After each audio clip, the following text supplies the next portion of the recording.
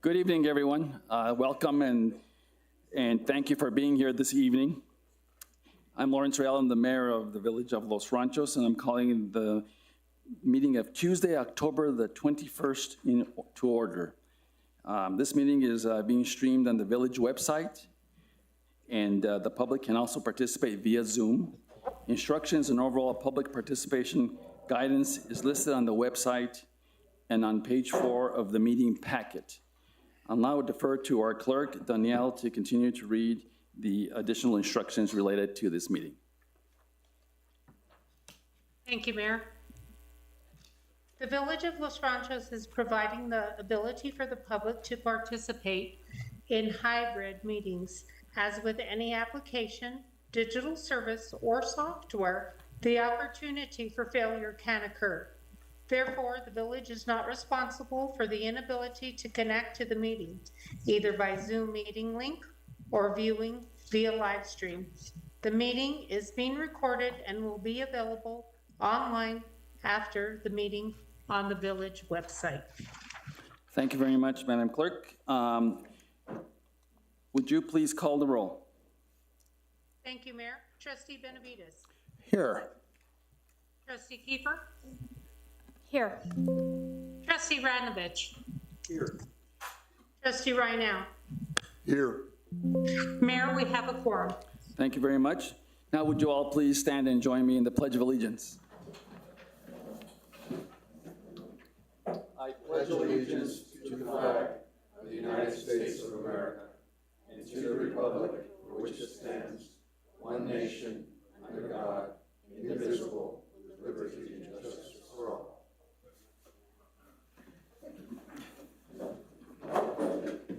All right, we'll move to the next item, approval of the agenda. Is there a motion to approve today's agenda? A motion to approve the agenda. Motion's been made. Do we have a second? The second. Any amendments or additions to the agenda? I have none. Seeing none, all those in favor of the agenda as presented signify by saying aye. Aye. All opposed, same sign. That motion passes. We'll move on now to general public comment. Only those participants who signed up prior to the meeting can speak on topics that do not appear on the agenda under public comment and will be given 3 minutes to present their issue. To be fair to others waiting to speak, a timekeeper will make an announcement when the allotted time is up. Therefore, it is important to keep your comments short and plan on making your points early as possible so that we can make sure that we understand exactly what the issues are. No action can occur on these items. If you have questions, please feel free to contact staff during business hours.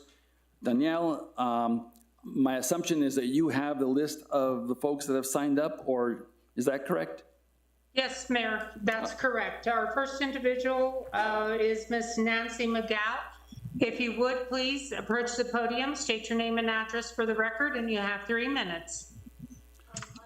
May I would like to speak after the next few speakers, if I may, please? Sure. Please approach the podium, state your name and address for the record. You have 3 minutes. Madam Clerk, she would like to defer for a few minutes, so move on to the next person. Thank you, Mayor. The next individual is Miss Teresa Rael. Teresa, as you're walking up to the podium, I just want to make a comment that I thought was kind of humorous. This weekend, I went to the Harvest Fest, and I'm sitting there having, actually, I was having a Frito pie, and some individual from the community comes up and says, "Your wife is just amazing." And I thought, really? I said, yeah, she's really a nice lady. She goes, "Oh, all of the stats that she gives on all the public safety meetings, etc." And then I realized that we're talking about you.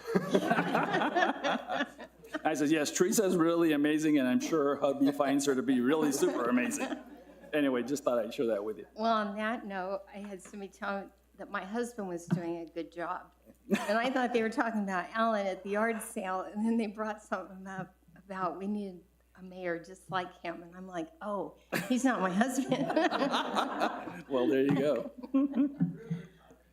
That's it. Go ahead, Teresa. Teresa Rael, 1005 El Alhambra. My comment tonight is for enforcing the guest house ordinance 9.2.7 A1 5B. At its core, this ordinance is simple. Guest houses may not have a garage, period. 4 homeowners in my neighborhood were clearly told since the year 2020 they could not have an attached garage by a wall to the requested guest house. The reason was a garage attached by a wall to a guest house has the potential to expand the living space by a homeowner who removes part of the adjoining wall and creates more living space. The ordinance limits the size of the guest house to 1,000 square feet.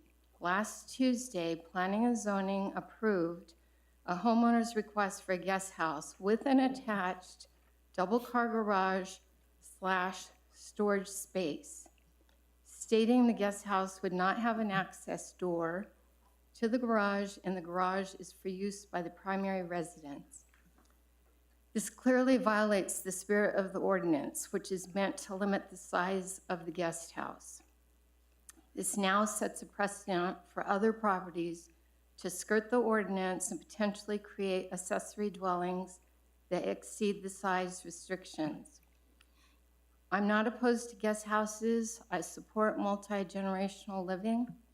I am deeply concerned that the use of semantics, redefining or justifying the inclusion of a garage is being used as a loophole to bypass the spirit and intent of the ordinance. This is not about the homeowner's specific needs. It's about ensuring that everyone follows the same rules for the good of the community. And so we need consistency. We count on you, the trustees, and the commissioners to uphold our ordinances and protect our village character from these kind of incremental encroachments. As trustees and P&Z commissioners, each of you has publicly supported the importance of preserving the village's rural character. But if we continue to approve variances one by one, without regard to the broader implications, little by little, the character of the village is being removed. So I only have a few seconds. I want to thank everybody who attended the community yard sale. It was well attended. Scout Troop 9 and Levi Patterson from Bosque School were very helpful. And we gave the village $929. Very good. And then tomorrow night at 5:30, Trish Hoffman is speaking right here on self-awareness and safety. Everyone is welcome. Thank you. That's it. Thanks. Next Thank you, speaker. Ms. Rael. The next individual is Mr. Bob Martinez. If you would, please approach the podium, state your name and address for the record. You have 3 minutes. Bob Martinez, 301 Enchanted Valley Road. Good evening, Mayor and trustees. I am here to, first of all, thank you guys for your diligent effort. I know what it feels like. I want to thank you guys. I think that balloon 4th Street was a beautiful success. I'm here just to make a couple of seeds being planted to you guys. I think that what happened that night is something that everybody has talked about that should happen at least 2 or 3 times during the year. And I think it'd be an awesome, awesome thing because I think that number one, you get community, you get a lot of input for it. We kept on talking about this is what we want 4th Street to happen without the festivals, right? We want it to be that active. But I think in doing these things that you guys did, it brings up other people's excitement about coming into our village. That's my first one. My second one is to talk about the need for zoning code changes. And I've been on the commission 4 years now, and a lot of variances come in and a lot of conversations that come about. And I've had a conversation with our new administrator, and I think that we're all in agreement that it's time to look at the old codes. And I think that we need to modernize them because now that we are at a place where people are excited to be invested into this community now, I think they want to, as we talked about, not really being able to try to find the fine line and skirt the line. So I'm just planting a seed that says I would love to see us come together and start making changes on those zoning codes. Thank you very much. Thank you. Thank you, Mr. Martinez. The next individual is Mr. David Montoya.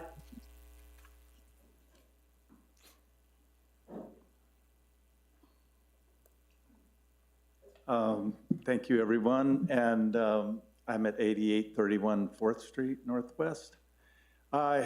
I came here to talk about a couple of things. One of them is that in the last month, right here on Rio Grande, I have seen 2 bicyclists get run over. Neither one of them were seriously hurt. Both of them are taken away in an ambulance. And we have speeding right here in our village that continues ongoing. And I want to implore, even though it's difficult for people to agree with, particularly some in the village that don't like speed bumps, we need them. And if you don't agree with me, please walk along our roads. Our roads, they're narrow, the shoulders are narrow, and people believe, and they actually do have the right of way unless we decide we want to be a different kind of place. And I also want to talk about the acequias here. Remarkably, I was at the MRGCD meeting last month, and this month, sorry, and there's people wanting to close these acequias in Corrales, and it's here, right behind the village of Los Ranchos. The Pueblo acequia, over 200 years old, is closed off to the public. And so there are movements of, and there's people that are spending a lot of money on these properties, that many of them are next to or adjacent to an acequia that is in private property as well. But we have these rights, and the village is supposed to uphold them in our old zoning rules, and we're not doing it. And we could do a better job. We're going, if this continues, please show up to November 10th. There's a large group from Corrales that is trying to close the Cabezon acequia to any kind of equestrian, pedestrian traffic. That's happening right here, even right behind the village. Go down to Green Valley, take a right on the Pueblo. The Pueblo acequia is over 200 years old, and it's being closed. It has been closed, and that continues. So we've got to work, if we want to keep the place that we love and we want to encourage people to walk, let's make it safe and keep it open. Thanks. Thank you, Mr. Montoya. Our next individual is Mr. Vincent Sanchez. If you would, please approach the podium.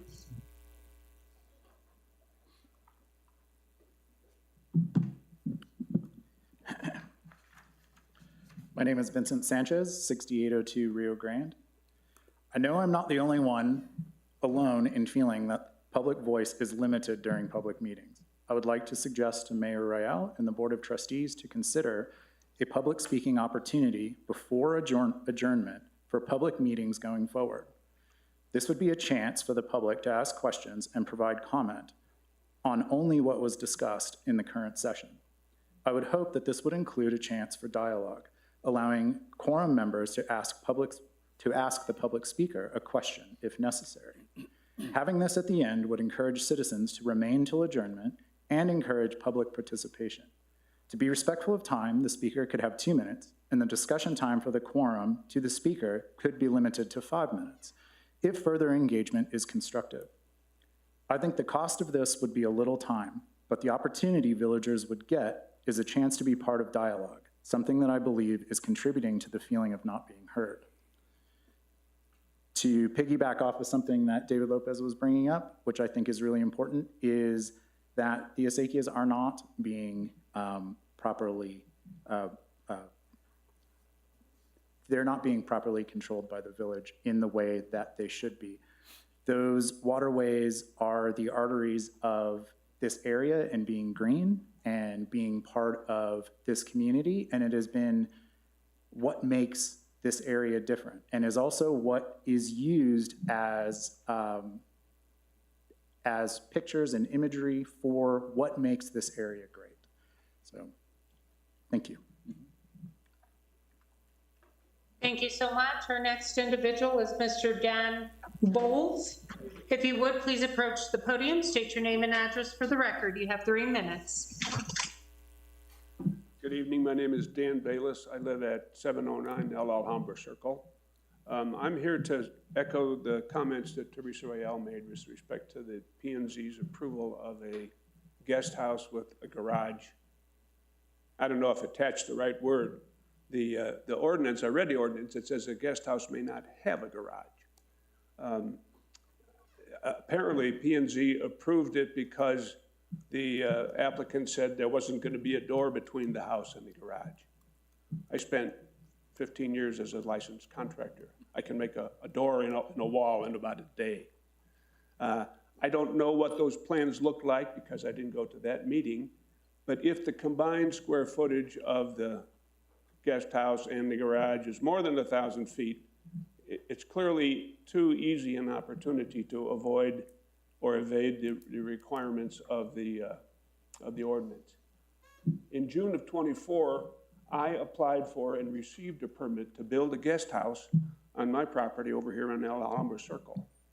What I did was I converted a workshop and a garage into a guest house. In doing so, I had to surrender a garage space on my property because the ordinance says I couldn't have a garage. Had I known that the P&Z would have approved a garage attached to a guest house, if there wasn't a door, I might very well have submitted a different plan. But I didn't because I read the ordinance, I read your rules. It said I can't have a garage. So I sacrificed a garage in order to get the guest house that I wanted. Another one of my neighbors had the same issue last year. He wanted to build a guest house over here in Caballero Norte. He wanted to expand an existing shed, but that shed contained a garage. And he was told that because it was going to be attached to his guest house, he couldn't expand that structure, even though there wasn't going to be any direct connection. So I urge the trustees to take a look at whether or not that approval should be allowed to continue, because if so, it's too easy a way to evade the limitations that the village has put on the size of guest house structures. Thank you. Thank you so much. Apologies for the mispronunciation. We have Miss Nancy Nangeroni.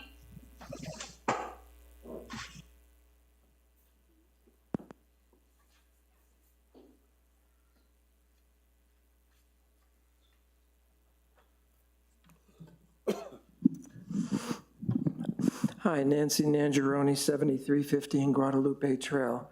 Mr. Mayor and trustees, as always, thank you for your service. Friends of Los Ranchos is currently being stigmatized by some people for having sued our village and costing us hundreds of thousands of dollars, but that stigma belongs elsewhere. Those who take the time to understand what has really happened here, I think, will agree. The lawsuit against the village that was brought in the name of Friends of Los Ranchos was not originated by FOLR. It was an independent grassroots organization that sprang up in opposition to the Palindrome Project. It was called Keep Los Ranchos Rural. You might recognize the initials KLRR from the signature on emails from Robert Chavez. The leadership of KLRR, at the advice of attorneys Mel Eves and Hank Kelly, decided to sue the village. Our respected leaders asked Joe Craig if FOLR, as an insured nonprofit entity, would take on responsibility for the lawsuit, and Joe generously agreed. Members of FOLR were involved in that decision, including myself. I felt that it's, as citizens of this truly great democracy, we owed it to our neighbors where we saw law breaking by our elected officials to do whatever it took to end the lawlessness. I remind you that our lawsuit succeeded in exposing wrongdoing by our village leadership. It is up to each and every one of us to fight corruption. Otherwise, our laws just punish the good and enable the greedy. Thank you so much. Thank you. We're going to circle back to Miss Nancy McGowan.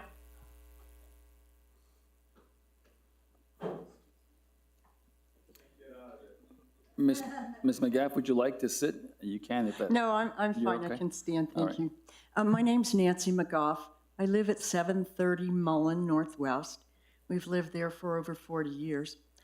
And I would like to bring this up. I was at a planning and zoning meeting last week, and I hadn't been to a meeting in quite some time. And I was really devastated to hear them okay a project that's in my neighborhood. We have 5 landowners who live around this project for this guest house with a garage. And it's an attached garage at this point. And it's very complicated because somehow, I think in June or July, they okayed a garage for this piece of property.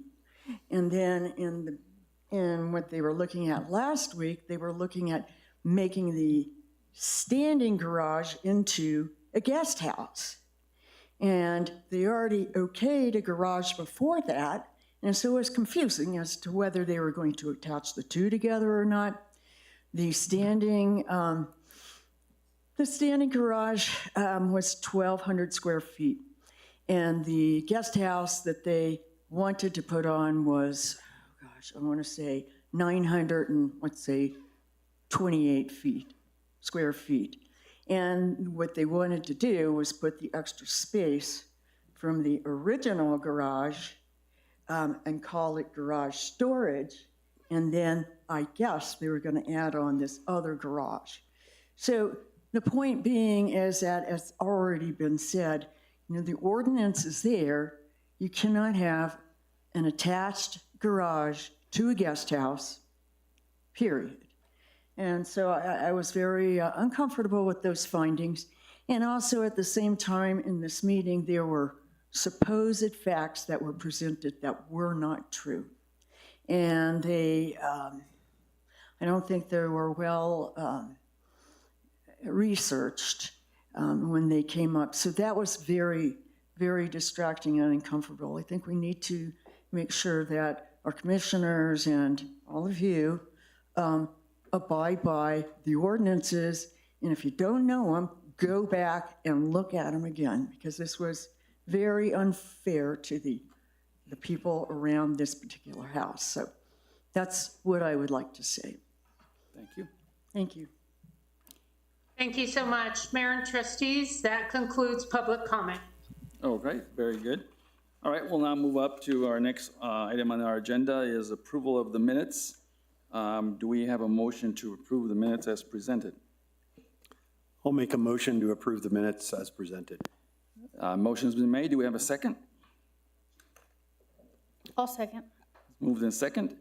Any corrections or additions to the minutes? Seeing none, all those in favor of the minutes as presented signify by saying aye.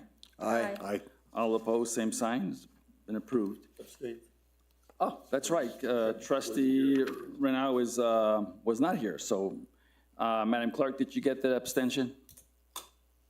Mr. Mayor, he can vote on it if he chooses to, although he was absent. He still has the right to approve the minutes should he choose to do so. I think he chose to abstain. Thank you. Thank you. We'll show that in the No. record. Thank you. All right, we'll move on now to item 7, presentations. From time to time, our schools here in our community especially when the start of the new year, would like to have a conversation with the trustees and the mayor and other citizens. And so tonight we have the Los Ranchos Elementary School to give us an update. And I believe Ms. Maestas is here to present. So Ms. Maestas, and the principal is the principal, and then Cindy Smith, the Community Schools Impact Coordinator. So welcome, and thank you for being here. Well, thank you, Mr. Mayor, trustees, for having me. I'm Leanna Maestas. I'm the new principal over at Los Ranchos Elementary. Very excited to be part of your community. There's just a rich history already established, and our Community School Impact Coordinator, Ms. Cindy Smith, is here to give you an update of kind of where our school has grown in the last year, and then I have a few additional things. Good evening, everyone. My name is Cindy Smith, Community School Coordinator, Los Ranchos Elementary's 76094 4th Street Northwest. Currently, we have 209 students enrolled. Over the summer, our garden program extended to an additional 8 beds, thanks to council member and Los Ranchos Elementary School volunteer Henry Schonard and his son. Several teachers have adopted a garden bed and worked with Henry to expand the gardening and our nutrition initiative into their classrooms, including our pre-K students. As our gardens are transitioning from fall to winter, we will be growing winter wheat crops. None of this would be possible if it weren't for our community partners as well. Alameda Greenhouse, our APS School Resource Garden Program, the Friends of the Valle del Oro, the North Valley Organic Farm, NMSU ICANN, Total New Mexico, the Village of Los Ranchos Agriculture and Nature Center, and of course our volunteers. In collaboration with Desert Springs Church, Oasis Intergenerational Tutoring, and Sandia Preparatory School, our school-wide tutoring will be offered throughout the school year. We've also partnered with the Boys and Girls Club to now provide both before and after school care and programming for our families. And families may contact me for more information. October is always a spectacular time of the month, if you will, for our families, launching with our Balloons Aloft event, our Walktober event, which encourages our families to walk with their students to school, our Spirit Week, and the Storybook Parade. Orbit, the Albuquerque Isotopes mascot, recently visited our campus to help launch our One School, One Book project with the story of the mouse and the motorcycle. The Explora Museum will also be hosting our annual family night at the museum on October 28th. Participating families will receive a free one-year membership. Our council meetings are on the third Wednesdays of each month from 4:30 to 5:30 p.m. Everyone from the community is welcome to attend. Anyone interested in volunteering at our school may also contact me. Our school also began the year with new leadership, and I'd now like to introduce Mrs. Leanna Maestas, our new principal. Thank you. So just a couple things. We have a lot of really wonderful things that are going on at Los Ranchos Elementary. The state summative assessments, our New Mexico MESA and NMASR assessments came out. And as far as Albuquerque Public Schools with the district go, there was gains in English language arts, there was gains in math, this is across the district, and there was some regression in science from last year to this year, or excuse me, previous year to this last year's assessment cycle.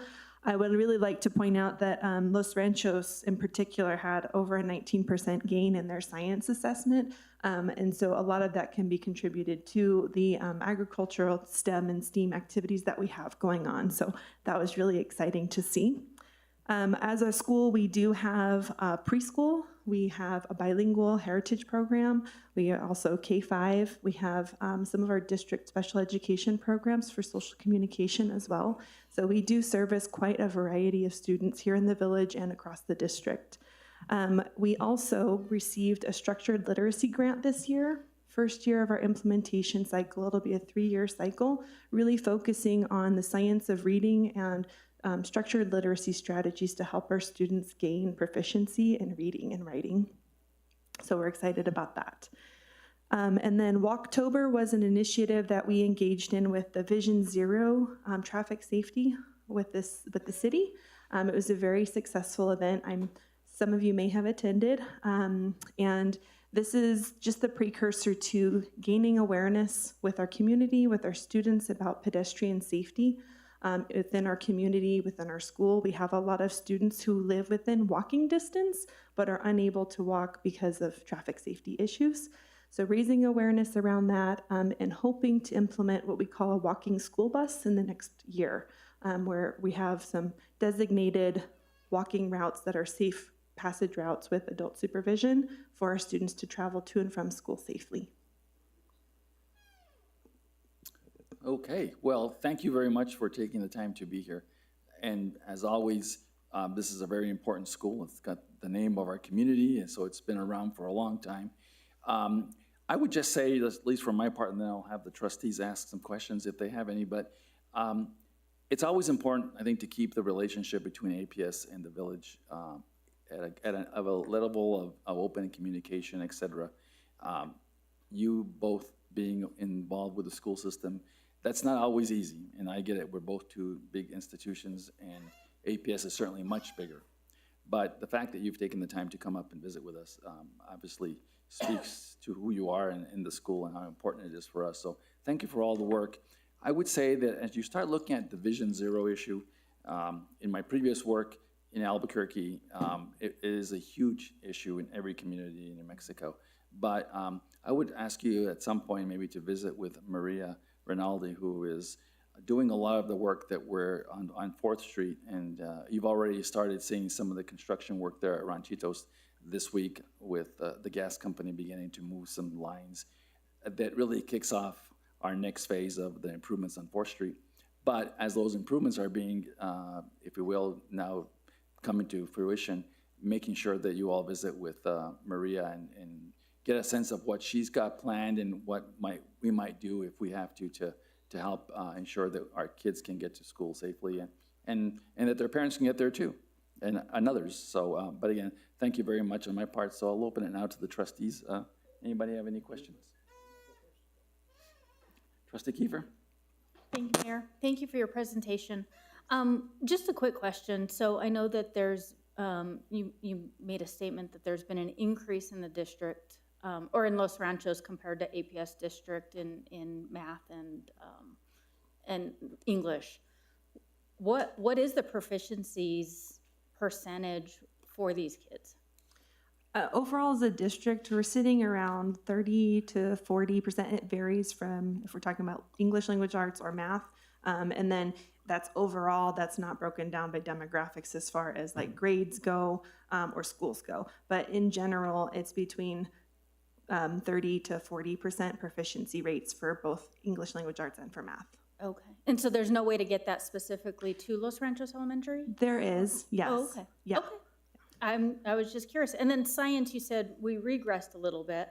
As a district, As yes. a district, but we increased Los Ranchos by 19% because of our partnership. Awesome. Thank you. Trustee Benavides?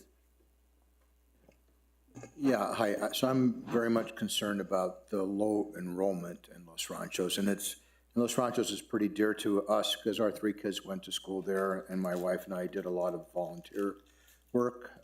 She with PTA, I did hands-on science, and we gave a lot of our time for many years, right? So I understand the importance of parent participation, right? I would like for you to comment about how that helps the school, and what can the village as a whole do to help Los Ranchos, and what is the enrollment by the way, and as in terms of a percentage of full enrollment? As far as the percentage of full enrollment compared to our capacity to house students, I don't know that. I do know that we have a number of empty classrooms that we have designated for other purposes, for student activities and academics. But as far as parent participation, that is very important. It helps kids to stay engaged at school, helps them to be accountable to what they're doing. So it's very important. It's very valued to us. At Los Ranchos, we are trying to engage and establish a parent advisory committee. We've met a couple times so far this year just to increase parent voice and engagement and get their concerns. One of them was the traffic safety, which came about with the Walktober. But in addition, we don't have a PTO or PTA, so trying to establish a core group of families that, whether it's grandparents, parents, aunts, uncles, whoever it is, that participate regularly with their students, having a forum for them to participate and to have that back and forth voice being heard. So that is something that we're working on, and we have plans to hopefully kick one off strong in the next school year. And what would you like to see the village do to help out Los Ranchos Elementary? Thank you for that. I was like, I'm missing something. So I think overall in the valley, we have many schools, small schools that have been here, long established in Los Ranchos and just in the North Valley in general, that low enrollments is what we're seeing everywhere. I am working with Valley High School and the other feeder schools in our group. So, you know, Alvarado, Alameda, Taylor.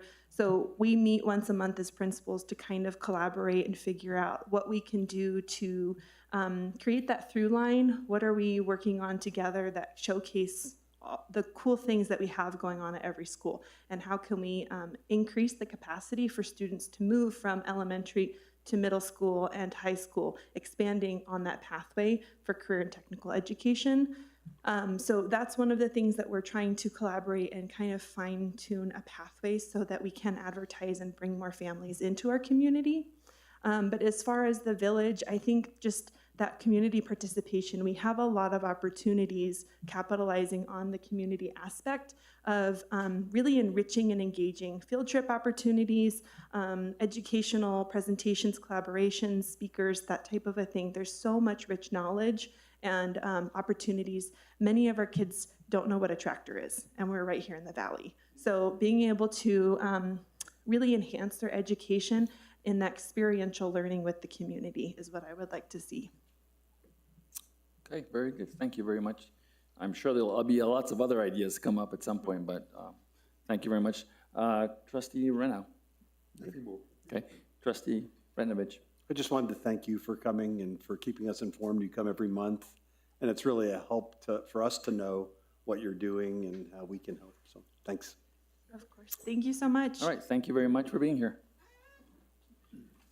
All right, well, we'll move on now to the new business. Resolution 2025-10-01, a resolution stating support for the electric vehicle infrastructure project funded by the New Mexico Department of Transportation. We'll go to Mr. Avila to present this resolution.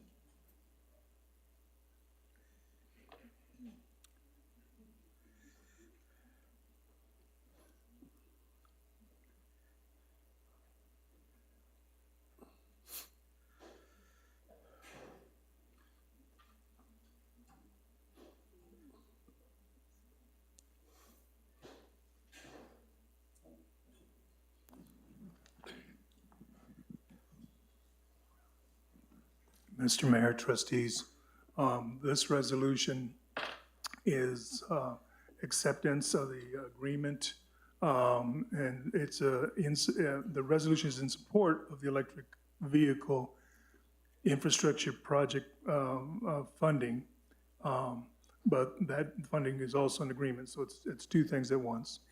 The program was applied for. We tested our preferred sites against their site selection methodology, and we had the Del Norte open space as what came up as a viable project, and the agreements have moved forward from there, and thanks to the mayor's efforts with DOT, they've agreed that changing site location to our original preferred site on 4th Street at 6780, which is the parking lot, is okay.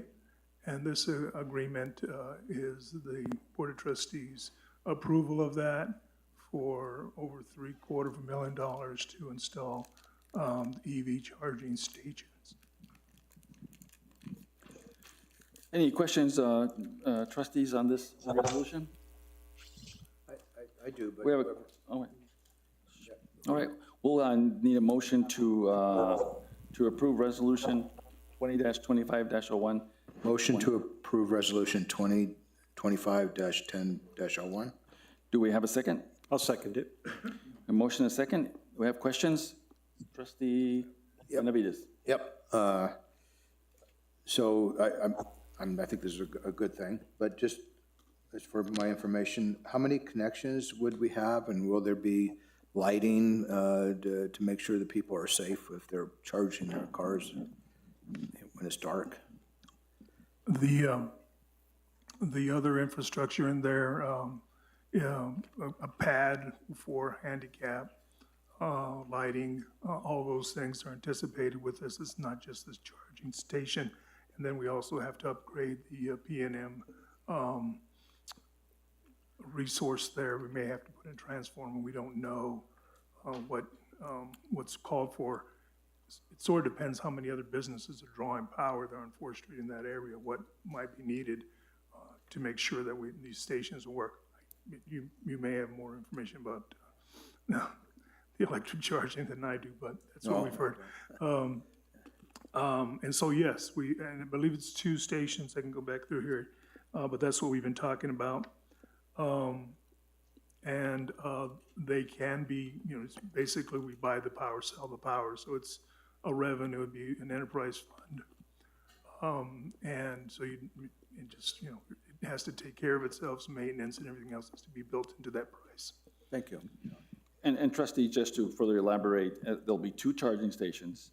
For those of you who have had electric cars or had the pleasure of driving one, I ended up driving our Ford Lightning that we have to a meeting in Ruidoso. And our friends in Socorro, the village of Socorro, put up what's called a charging plaza right in their downtown, right next to a lot of their businesses. And the idea here is that as you're driving through and you need to get charged your vehicle, it's a fast fuel or fast charge station. Takes about 25 to 30 minutes. So while people park their cars to get, to charge the car, they walk over to the neighborhood store to get something to eat or a coffee or even have lunch while the car's, charging, right? And so these facilities, if you've not seen them, are actually lit from within the charging facility itself. Has a light that shines in onto the area. So to John's point, we'll have lighting as well, but the reason we relocated it to the middle of 4th Street is simply to create another opportunity for folks in the community to visit our businesses. Plus, the facility at the Norte Open Space, as much as that would be a great place down the road, we don't have all the infrastructure in place there, and the issue of safety was part of the conversation. And so this seems like a really good place to move forward with it. And the state's asking municipalities across the state to set up this network of facilities, right? So that they can continue to promote the use of electric vehicles. And so it seemed like a win-win, but it's all funded by the State Department of Transportation through a grant. And they did inform me that they may have additional grants coming up in the future. So as we look at our corridor and start finishing our project on 4th Street, there may be some other opportunities to put more facilities down the road. But anyway, with that, is there any other questions? Trustee Kiefer. Mayor, I have one question regarding point 3, maintenance and funding. It says that the village agrees to provide sufficient funding, personnel, and resources to maintain the improvements and related amenities for their useful life for at least 10 years. So I'm assuming it's some type, at least 10 years of a financial commitment. Do we know how much financial commitment we're talking for 10 years? I don't have those numbers, no. I did talk to, Trustee Kiefer, I did talk to our friends in Socorro, and the actual mechanisms of the charging facilities are maintained by the contractor that the state's already agreed to maintain that. The interest here on the part of the state is to ensure that the parking lot continues to be a parking lot, and that it has lighting and access, and that it's clean, basically. So it's part of our maintenance anyway of the parking lot, so I don't foresee us having to spend any additional funds other than to have some attention to that parking lot, as we always do anyway.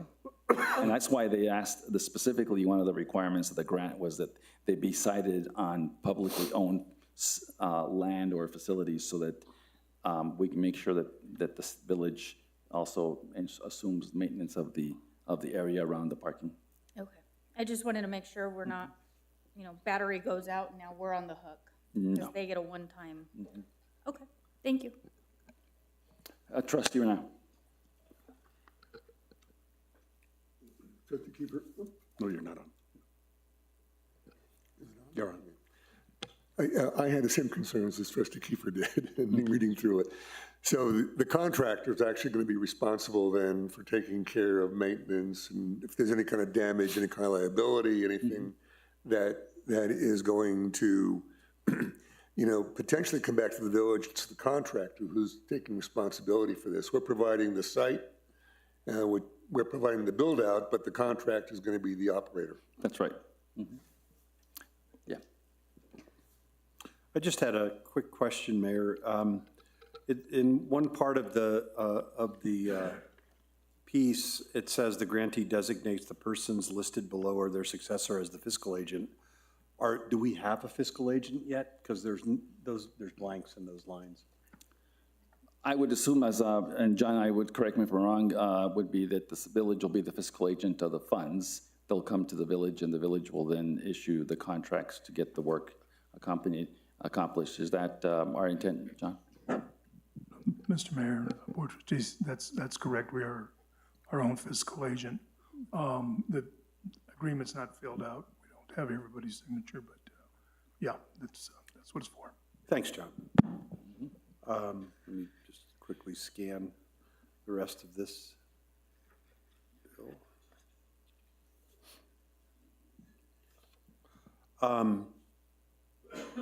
There's a clause under severance tax bond. It says the grantee acknowledges and agrees that the underlying appropriation for the project as a severance tax bond or general obligation bond appropriation. Is this a general obligation bond? It's severance tax bonds is what I understand. Severance tax bond? Yeah. Okay. I wondered why it said both. Yeah, so those just take a little longer, but these funds are already allocated, and this rollout has to be done very quickly. Yeah, and let me be clear, these are severance tax bonds and general obligation bonds that are issued by the state of New Mexico and not by the village. Right. So just so that, and that money, those bonds were issued last year, and that's why the Department of Transportation is now rolling out the program because they have the funds available too. Got it. But just as an FYI. And I think that, Okay. Hold on 1 second, I'm sorry. Oh, I'm sorry. Go ahead. Who will PM the project for the village? Who will be the project manager? Will that be Maria or someone else within the village structure, like King? This will be a facility, and once it's in place, of course, the contractor will be doing all the intricate work, but oversight would be done with our facilities manager. So is that Keen? That's Keen. He can watch a contractor. Okay, thanks. And then another question I had was about there's a provision about lighting and signal provisions. Are we planning a signal at that location at all? I wondered why that was in here, or is that just standard format for a contract with the DOT? I don't know this as far as standard, but if there were any need for access, that's why we might need signalization, or we already have access at a developed parking lot. John, let me jump in here. That is standard language because what's going on with the state when they're putting these out there, they're trying to accommodate whether or not it's in an intersection where they might need to be signalized so that folks can get in and out of the facility, and where there's not. So I think it's one of those standard language that would cover the cost if you needed to install the signal equipment. Got it. Thank you. That's all I had, Mayor. Okay. Any other questions? Trustee Chapel. Trustee Chapel.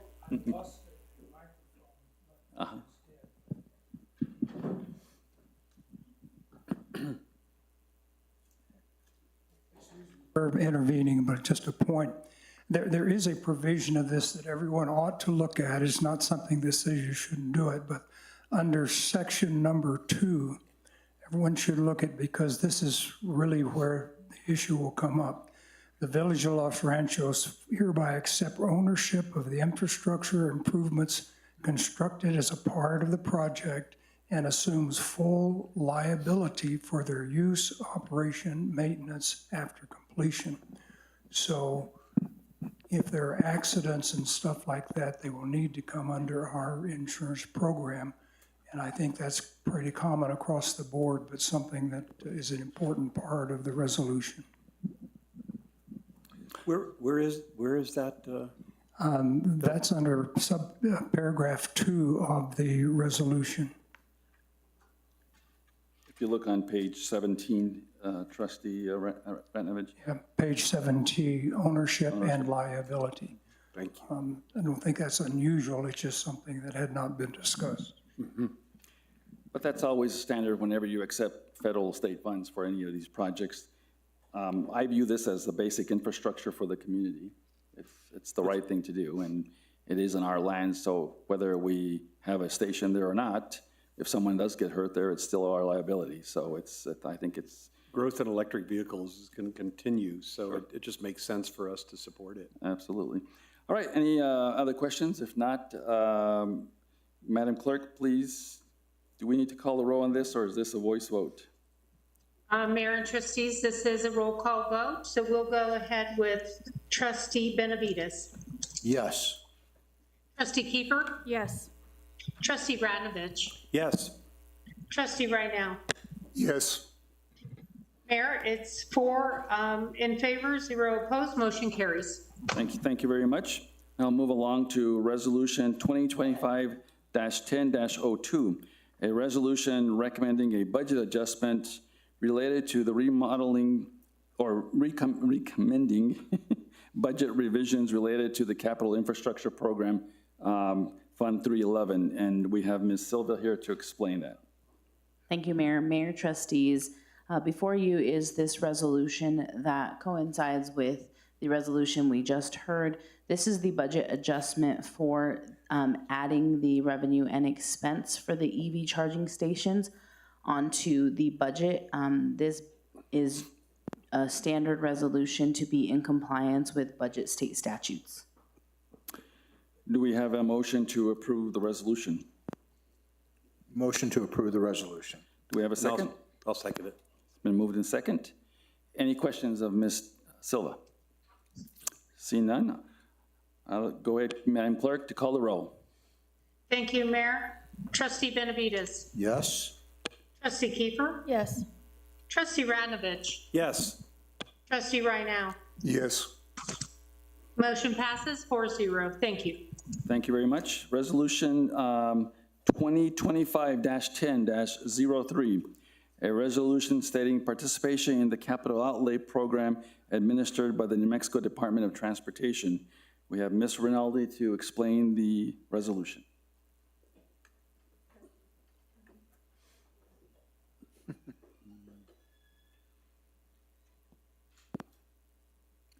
We may need a resolution to buy new mics. I was just thinking the same thing. All right, Ms. Rinaldi. Mayor, trustees, this is a 2025 appropriation. This is directed through the New Mexico Department of Transportation. It's for $50,000 to add to the construction fund of improvements on 4th Street. This is a non-matching appropriation. It is courtesy of our legislative process through our representatives. And it becomes effective upon the mayor's execution of it and return signed agreement with a full contract number from the Department of Transportation. This is $50,000. It's significantly less than we had anticipated receiving, but we'll certainly take $50,000. This will be strictly towards construction. Right-of-way is covered, design is covered, and even though it says that in the language, this will be construction funds and budgeted thus. Okay.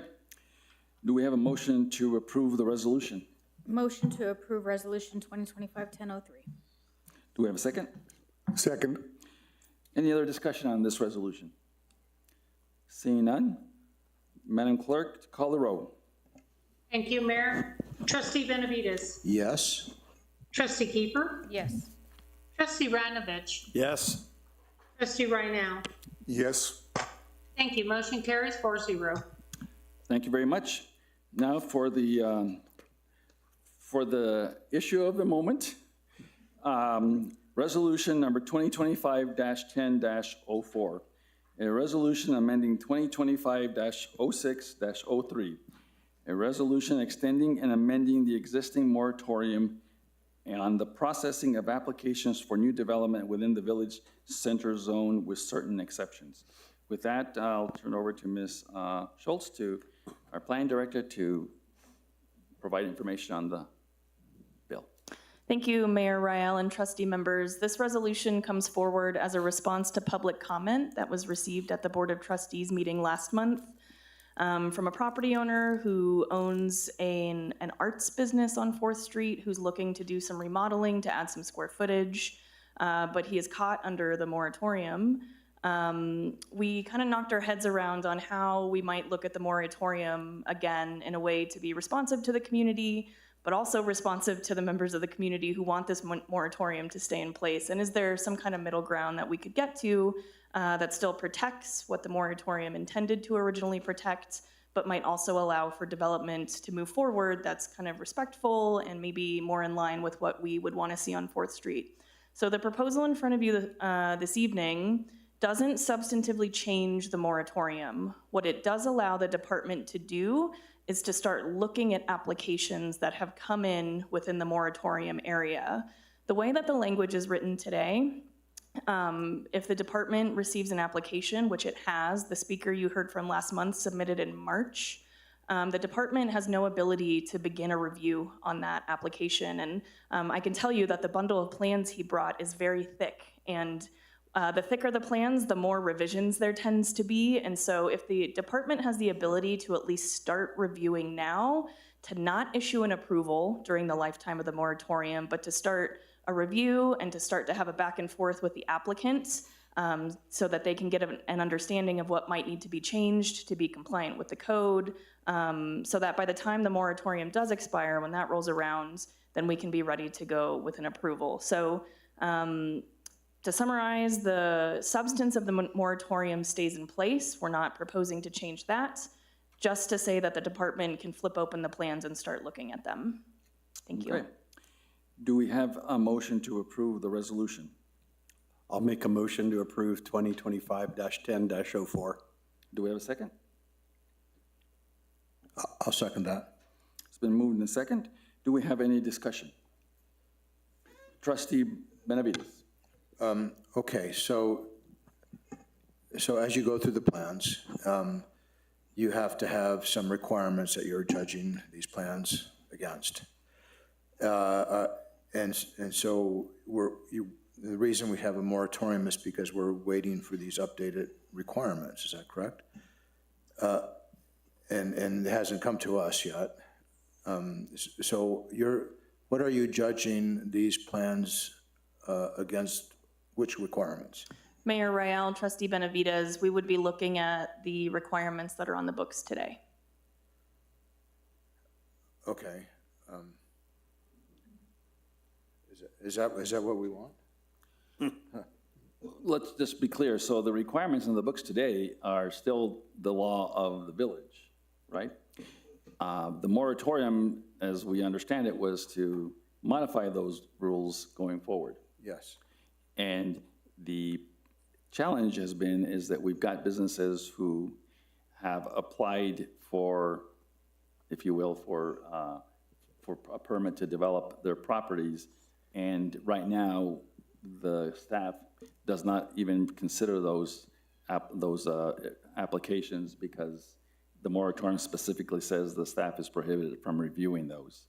So even things like, are they getting the proper amount of money or have they filed for a permit, not a permit, but filed all the appropriate drainage plans, et cetera, to at least get to give the developer a feedback in terms of some of the basic issues, recognizing that there may be some changes before this is all said and done, but at least it gives us an opportunity to start processing that paperwork to get it through the process. Even if at the end of the day, we change the drainage program, et cetera, these people are just sitting there waiting. And I think it really is in the best interest of the village to have those reviews considered. And we would make sure that in this process that we would tell the developer, these are all subject to changes that will happen as the moratorium or as the village makes a decision related to the moratorium and the changes in the rules. Now, I don't know, trustees, to what extent we think we're going to be making those changes, because think about the process right now. We have and this is really just in the VC zone, right? We have legislation that's going through P&Z in November. It'll be coming to the Board of Trustees in December. This moratorium is due to expire at the end of January, if I'm not mistaken. So we are coming up at a point where we're going to be having to make some decisions on the moratorium and on the, if you will, recommendations that P&Z sends to us as a group. And so I think it just means that we'll start the process of reviewing these applications.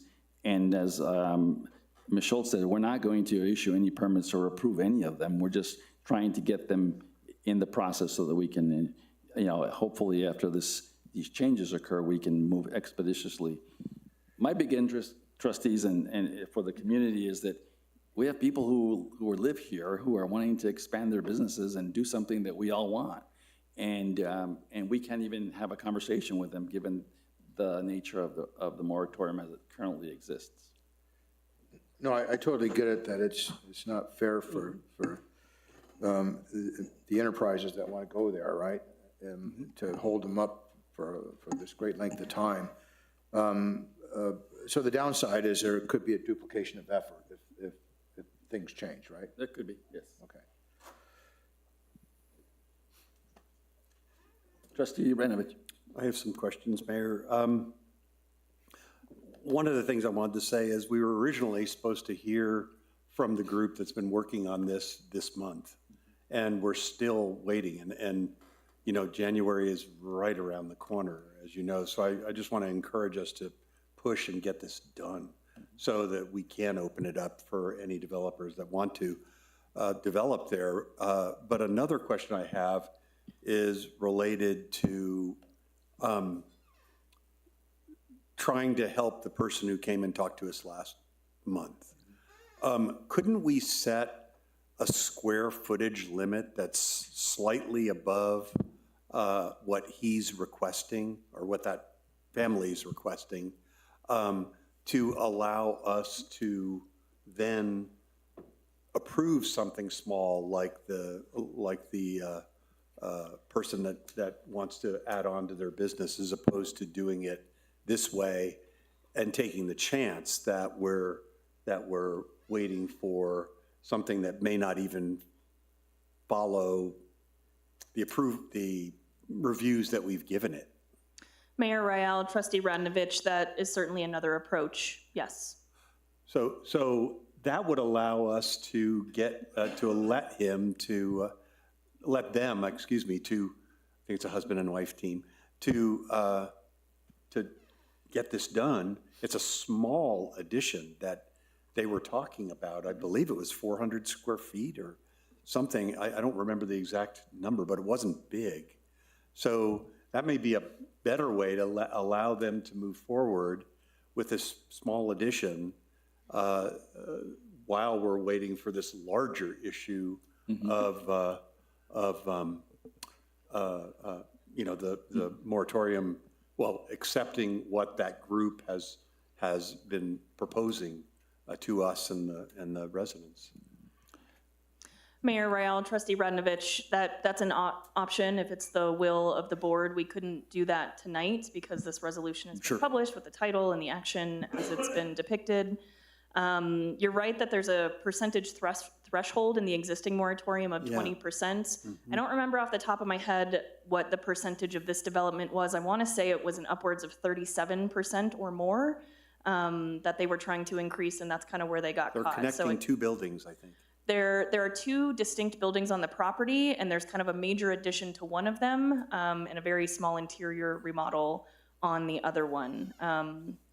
So I think that's kind of a policy call by the board if that's the preferred method over this one. But that one, again, we couldn't do tonight. That would have to be a resolution at the next Board of Trustees meeting. So even though we couldn't do it tonight, we could do it next month if everyone agreed, and it would still get that person further along, that family further along in their quest to add a small amount of space.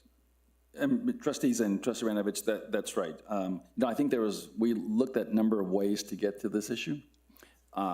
If you all recall, it wasn't like 2 months ago when we made a change, because we were thinking there was going to be someone who had requested some changes at the, the old restaurant there on 4th and Amos Osuna. And so you're right, we went that route with that one.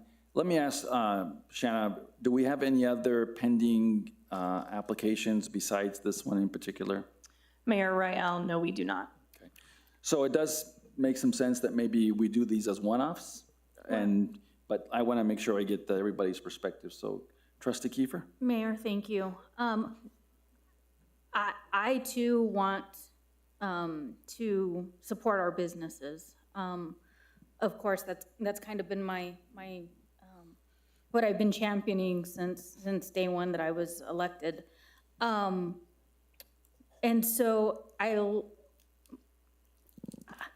my fear is, as a business owner, if I got this and I'm going through the approval process and then the rules kind of change because we make changes to the rules, then I feel maybe somewhat slighted, or even though I go in understanding, you still kind of hope that it's going to go through as you intend. So I do like Trustee Radnovich's approach, but I would probably change it in just saying anybody that comes in, so it's a little more blanket within that certain limited scope. That way it's not one particular business, and it comes directly to the board and bypasses planning and zoning. So that way we are accountable to the individuals that elected us, and we're going to hear the public outcry and comments on those particular things rather than it going through the commission. Any other questions? Any other comments? I want to make sure I understand what's being proposed. So we're going to put a limit on the square footage. And so are you suggesting that we go beyond processing and approval for something smaller? So there could be unintended consequences to that, right? Given what I think I know about this particular business, the risk is small. I mean, we have an idea of what the changes might be, right? And if we allow processing and approval, somebody may clearly violate that, maximum height or something like that, right? Say that again, I'm sorry. They may build something with beyond the height restriction, for example. And yet it remains within the square footage. Mm-hmm. Yeah. So there could be unintended consequences. What? And let me just clarify my thought process, Trustee Benavides. It's not actual approval, allowing staff to make the approval. It would still go through all the same processes. It would come to us for approval. But then the report coming from the P&Z director would be, they met all the requirements for the VCU requirements, and then they would recommend approval because of that. Because the recommendation is based upon the older VC requirements that's going to be updated. So I use height as an example that it seems to be a trigger for a lot of people, right? Trustee Benavides, I just think that the likelihood of that is pretty low. We only have, hopefully, another 3 months till we actually approve it. We've been waiting so long for this to occur, for us to approve the new Village Center zone. It's been a year and a half, at least. So well, and I think the moratorium, I think if Trustee Renovich, if you and I are kind of talking the same, the moratorium stays in place for anything, let's say, greater than, I don't know, 50%. Sure. Or whatever magic Absolutely. percentage it is. Absolutely. It's Yeah. only for smaller Right. projects that just come directly to us. And again, I mean, Trustee Benavides, I appreciate staff's work on giving recommendations, but I think that's where our discretion also comes into play.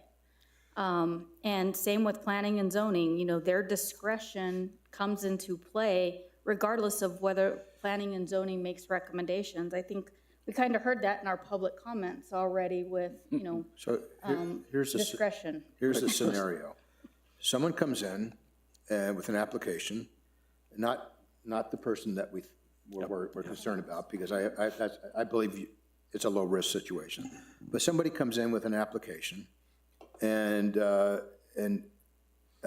it's the recommendation for approval is based upon the VC requirements on the books, not the updated one. And now it comes to us and it's like, oh, well, we're going to change we know the rules are changing, so we're going to deny you. Now they have recourse, meaning they met the requirements as that's on the books, and they could sue us, right? Let me. I've got similar concerns too, in terms of what the consequence might be. Because we've already had issues that have come before us that demonstrate that our codes are not being standardized in terms of decisions that are made. I certainly understand the need to assist this particular owner. And again, and I've been in that store, and I totally support what he's doing. But the question here is, what happens, again, as Trustee Benavides just suggested, that you have a scenario where someone else comes in then, and then we start to unravel the process, okay? And so that's the concern that I have about it. Let me make two suggestions. One is, regardless of whether we do square footage or not, we still can't review these applications. Let's just be clear. Because the resolution right now prohibits the department from reviewing the applications. So at a minimum, we have got to deal with that piece just from a practical standpoint, because it doesn't matter what kind of square footage we put on this. Shanna and her staff can't process the application. So it may be, if we want to do this, look, my nervousness here is that we have 3 months left on this moratorium. I am not interested in having another moratorium. We've had it one long enough. I think most of you would concur, at least from a practical standpoint. Now, if we have to do one more month because we're close, then we can cross that bridge when we build it. But I think the more concern I have is just getting a head start on the process, because, as you all know, look, the private sector has to deal with interest rates, financing, et cetera. And if they're still not told anything, they're sitting there waiting to get their money to do their development. And at least if we're in the process of reviewing and giving them some feedback, et cetera, at least we're not going to be issuing a permit. But if we decided we want to use the square footage piece of it, I support that too. I think that's at least a way to get there. But it still means that the staff's got to give given the authority to actually review the application. So let me suggest maybe the thing to do with this, you all get the crux of what the issue is, and I'm not suggesting that we need to solve it this very moment tonight. We can defer this resolution and have Shanna include the language that Trustee Ranovich just proposed, and have an amendment, or maybe even, quite frankly, maybe amend this at the next trustee meeting, or maybe I would defer to Mr. Chappell. Maybe we just kill this tonight and start us from scratch. I'm okay with the language that's before us. Okay. Without the amendment. Okay. Well, let's just look and see then what we've got, because I think it just we need to move on these issues, and I just worry about us continuing to say no to these folks. So Anyway, any other? That's why I was looking for a creative way to move this forward, Mayor. Okay. So, any other questions? We have a motion and a second, right? We have a motion and a second on this resolution. And so with that being said, if there's no other questions, we'll go to the vote. Thank you, Madam Mayor. Clerk? Trustee Benavides. Yes. Trustee Kiefer. Pass. That's a no. No, pass until come back around. Oh. Trustee Ranovich. Yes. Trustee Reina. Yes. Trustee Kiefer.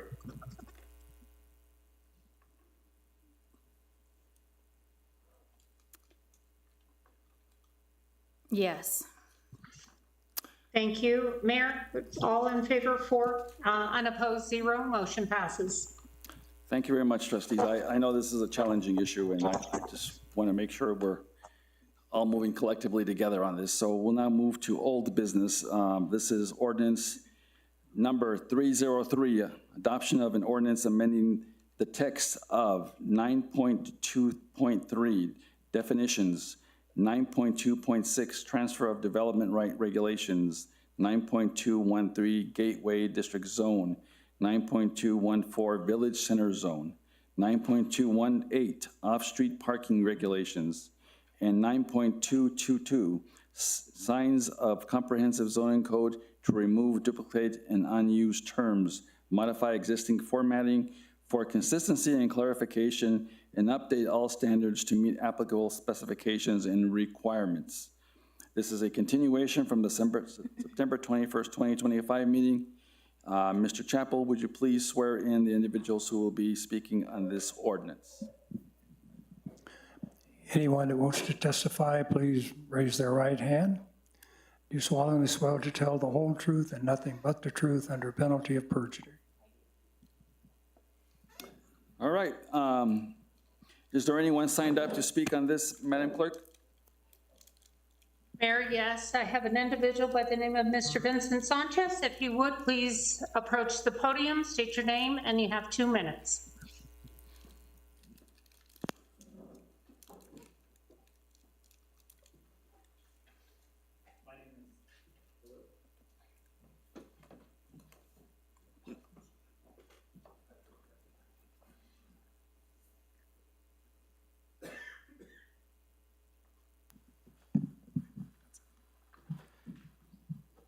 My name is Vincent Sanchez at 6802 Rio Grande.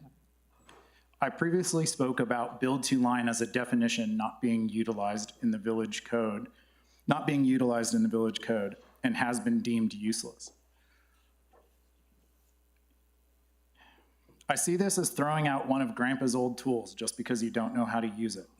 I've presented my argument in email form to all of you, giving insight to my discussions with Director Schultz about this topic and how it relates to my problems in the village. I also included how situations in the village have affected my family and how build to line is a definition I can use to describe details in my complaints relating to the lack of code enforcement. Since I started observing and participating in village meetings, I've noticed a trend. And that trend is ignoring parts of village code and the ethos of the master plan. Decisions have been made in the past that are more in line with our surrounding metros and not prioritizing what makes Los Ranchos a unique place. Aspects of this village are used for promotions and advertisements and highlights for Albuquerque tourism. Why? The simple reason is past governance put into place important requirements that define how to regulate this village, which is intended to be complementary with agriculture. I encourage this board to always look at decisions through the lens of the original intent of the code. Our most valuable asset is remaining as different as possible from Albuquerque. Anything that unifies us with Albuquerque should cause extra scrutiny and probable aversion. Thank you.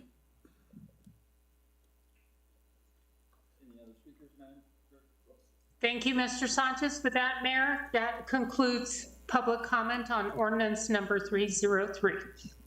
Thank you very much. We are now at that point. Is there a motion to adopt the ordinance 303? I make a motion to adopt ordinance 303. Do we have a second? I'll second it. It's been moved in second. All right, I know that we've had a lot of conversation about this, and certainly Trustee Renaud was unavailable when we had our first hearing here a month ago or so, so I'm going to give him the opportunity to start the conversation. So unless you would like to defer? I can defer and hear from the folks who are more experienced than I am. All right, you got it. So any questions from any of the trustees? I have, yeah. All right, Trustee Benavides. Okay, let's see, on page, Well, let me back up for a second while you're getting your thoughts together. Let me just have, I apologize, Ms. Schultz. Why don't you start with presentation, and then that way we'll get our juices flowing here. Thank you, Mayor Royale. I can set the stage just briefly for tonight's conversation. I anticipate tonight's conversation to not be as exhausting as last month's conversation, but knock on wood. This, again, is a modification to the definitions section of the current zoning code and the signs section of the zoning code. The modifications to the definitions section are clerical and administrative in nature, as we described at the last meeting. It's mostly, it is just shifting stuff around. It's not making substantive changes to those definitions.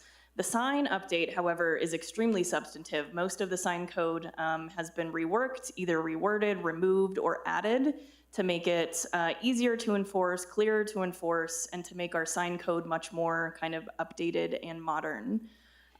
This item, just to remind y'all, was considered by P&Z in April, June, and July of this year. They recommended approval to this body. This body had their first hearing in September. You all considered what I would describe as an onslaught of amendments proposed by me, and I'm very appreciative that you took most of those. It'll make my job a lot easier in the future. You'll find a much smaller amendment packet in your packet of materials this evening. This is in direct response to the conversation from the September hearing. So I took a lot of notes on what trustee members said they were maybe not comfortable with or wanted more investigation of. And I have notated those, and I have offered a suggestion on how those could be addressed or not in the code. So with that, I would stand for any questions or comments about the proposed changes, and I'm here to help. Thank you. Thank you very much, Ms. Schultz. And as you'll recall, trustees, what we did is we took each of the amendments one by one so that we could have a conversation about those. And so I would suggest, unless you all have a different approach, if we can maybe take the amendments that are proposed in your packet, and then obviously there's an opportunity for other amendments as you all see fit. So with that, Ms. Schultz, would you please start with amendment number 1? Yes, thank you, Mayor. This is Amendment 1, labeled Amendment A in the third column. The conversation was about reflectivity and the materials of signs, and if our code should regulate that. The current code and the proposed changes do not really address reflectivity. It doesn't define it in any way. I don't think this is a significant problem for the village, as I've kind of driven around and looked at signage both here and in surrounding jurisdictions. Reflective material is not something that I see used. And so I don't think it's a significant issue that needs to be addressed in the code. However, if the board does think this is an important matter, I have drafted some language in red in the third column. Okay. Any questions on this amendment?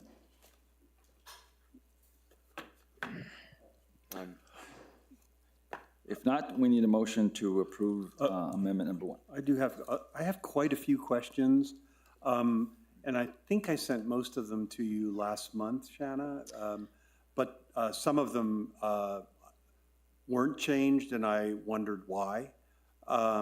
Things, for instance, and I'm just remembering this one, green infrastructure really is talking about green stormwater infrastructure, and it still says just green infrastructure, which is a different thing altogether. So I don't know if you want me to, I'd rather not go through every one of these comments that I made again, because there's quite a few. And to take the time to do that, I think would be kind of counterproductive with tonight's meeting. So I'm not quite sure how to address it. Mayor Rael, Trustee Radnovich, this might be kind of a technical challenge in how the materials are produced. Yeah. This body did pass an amendment related to green stormwater infrastructure. That's just one of them. Yes, I think we passed several amendments related to your concerns at the last meeting. The materials that are in your packet are what P&Z sent to you. And so there is probably a missing link there between what P&Z sent, the changes that this board made last month. I see. And what you're reviewing tonight. And so I'm happy to kind of rehash any of your changes. And if I just need to clarify for you whether those were done or not last month, I can do that. But that definition of green stormwater infrastructure definitively got voted on at the last meeting and will be in the finalized version of the zone code. I see. So how do we know which ones? Yeah, Mayor Rael and Trustee Radnovich, in hindsight, there probably should have been some kind of action summary or some kind of document that indicated to the body what was passed last month and what was not. That's probably my error. Sorry for not kind of building the full story for you, but I can try to verbalize it the best I can this evening for you. Maybe the thing to do, look, why don't we take these amendments and finish these, and then if we want to make a decision that we want to just rewrite the entire code and bring it back, Shannon, I hate to do this, back in the November meeting, and then that way we have them all incorporated, and then that'll give all of us an opportunity just to see the entire sort of rewrite. Okay. Is that? I feel like there's a disconnect there, and I'd like to have it addressed. All right, why don't we go through these amendments then, and then we'll obviously with the idea of bringing the entire rewrite so that everyone can get a chance to review that one last time. And Mayor, I'd be happy to send you the pages and pages, this treatise that I wrote about how we need to change. I'm kidding. There's not that many, but there's probably 20 in here that I. Yeah, Mayor Rael and Trustee Radnovich, you did send that to me prior to the last hearing. Yeah. What I sent back to you was kind of an annotated response to say, yes, here's a proposed amendment for this, or no, in my professional opinion, I don't think this is appropriate. So if you want additional changes that we didn't do last month and that we're not going to do this month that aren't proposed here, I'm happy to draft those for you, but we would need to kind of do those line by line. Yeah. So I think that goes back to my point. I think if we get these done tonight, let's do a rewrite, and then we get that out to the trustees early so that they can review it all. And then that way you can have that conversation with each individual trustee so that at the next meeting we can make the decision to wrap this up. And because I also would think that it would be appropriate, some may not agree with all of your changes and some might. And so this way it gives everybody Right. Okay? Yeah. All right, so let's just go back. We're on amendment number 1 related to this reflective sign issue. And can you, I'm sorry, Mayor, can you state the page we're on? Page 68. 68, thank you. Yes. Okay. So again, Shannon, maybe just rehash this one again just for discussion's sake. Yeah, Mayor Rael, trustee members, just to kind of describe how this matrix work, I summarized the question in the first comment, my response and research in the second with my recommendation, and then a proposed change if it's the will of the board in the third. For this first one, I don't necessarily see this as being a big issue in the village. Trustee Radnovich, I believe you brought up reflectivity of signs. However, if you're deeply interested in this, I've drafted some language that you could move as a motion if you'd like. Okay, so we have we need a motion for amendment number 1. Do we have a motion? I'll make a motion for Amendment A of ordinance number 303. We have a motion. Do we have a second? I'll second it.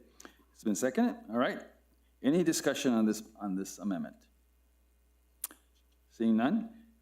Madam Clerk, do we need to call the roll on each one of these amendments as we did before? Yes. Okay. Yes, as we did at the last meeting, we'll go ahead and conduct a roll call vote. Trustee Benavides. Yes. Trustee Kiefer. Yes. Trustee Radnovich. Yes. Trustee Reinell. Yes. Motion passes 4-0. Amendment A. Amendment A. Now we go to Amendment B. Thank you, Mayor Rial. There was a question about whether illuminated is a defined term and what does that mean and how could the village regulate that without a definition. There's not a definition for this in today's sign code or the proposed sign code.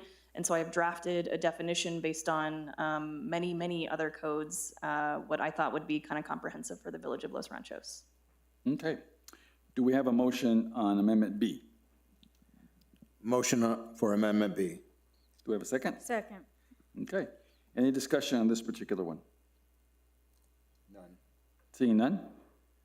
All right, we'll go to the vote. Madam Clerk? Thank you, Mayor. Trustee Benavides. Yes.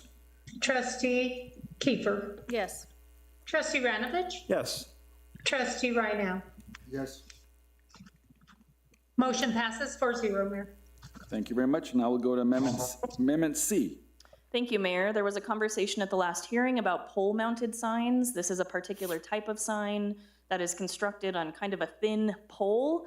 The opposite of this is what we think of as a monument sign, which will have kind of a large base and a structure underneath it.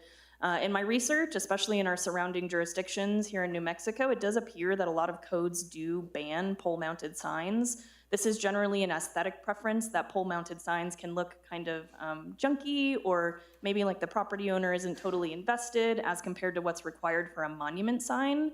And so if it's the will of the Board of Trustees, what I've drafted for you here in Amendment C is a new definition for a pole-mounted sign, a new definition for a monument sign so that we can make the distinction between the two, and then a prohibition on pole-mounted signs anywhere in the village. Shannon, would you please just read the actual definition so that the public that's not can know what we're talking about? Mayor Rial, certainly. A pole-mounted sign means a permanent freestanding sign supported by one or more vertical members, i.e. poles, columns, pylons, that are founded in or anchored to the ground and which is not attached to or supported by a building or wall. The sign face is elevated above grade, and the bottom edge of the sign face is not in direct contact with the ground or a continuous base. Pole signs are not considered monument signs. That's the pole sign definition. Monument sign means a permanent freestanding sign that is supported by a solid base or pedestal extending to or near finished grade, and that does not rely on exposed poles or pylons for support. And then the last change would be language that reads, pole-mounted signs are prohibited. All right, thank you. That is the amendment. Do we have a motion for Amendment C? I'll make a motion to approve Amendment C, but I do have some discussion. Okay, do we have a second? Yeah, I'll second it. It's been moved in second. All right, let's hear the discussion. If you look at some of the old hotels that are being, and motels that are being redeveloped on Central Avenue as Route 66 kind of esque, the new Imperial, for instance, the old,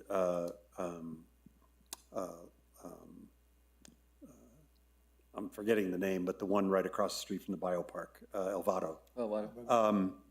They do keep I don't like pole-mounted signs. They have a lot of clutter. They disrupt the sky. They're just not a nice look. But if we want to, if someone wants to emphasize the Route 66 aspect of 4th Street in a sign, maybe on 4th Street, it's okay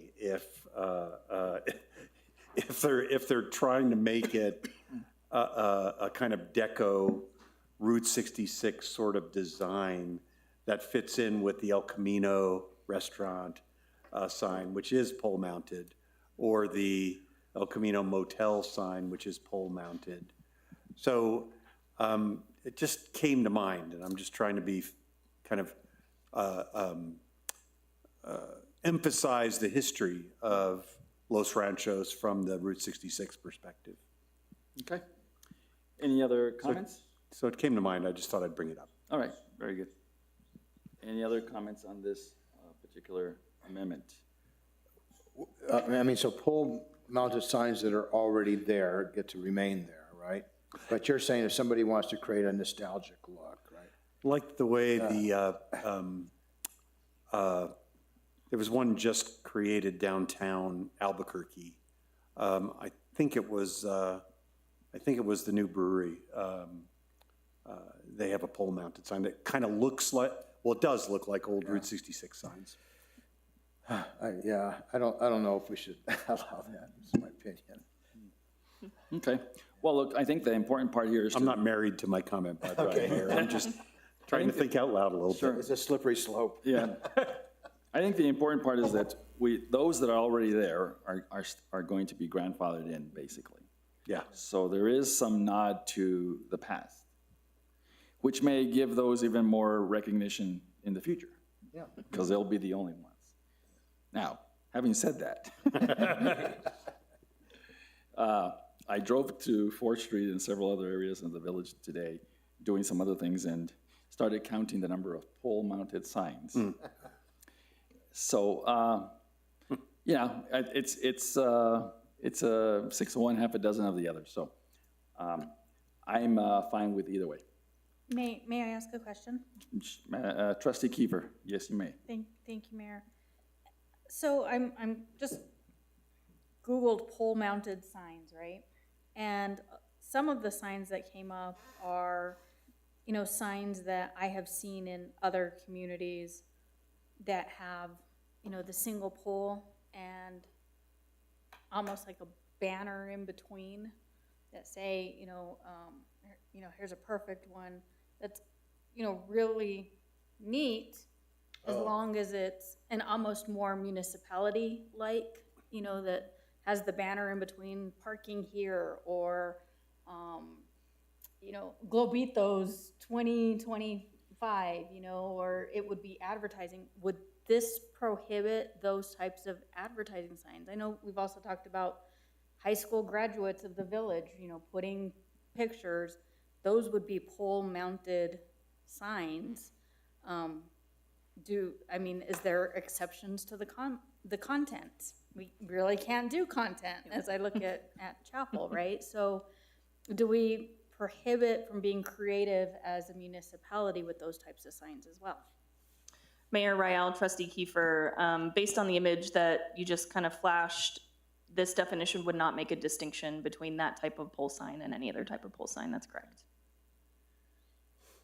There is still the opportunity for variances in the future.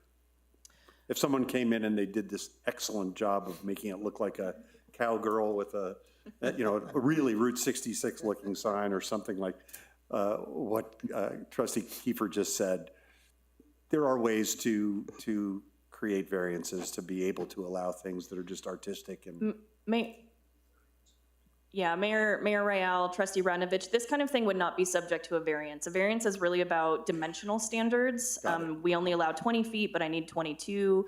What you're describing is starting to sound a little bit like a use where something is prohibited and you want a variance from a prohibition. That is illegal. No code can have that kind of language. Okay, thank you. All right, look, I think this is one of those issues that really is beauty is in the eye of the beholder. Yeah. And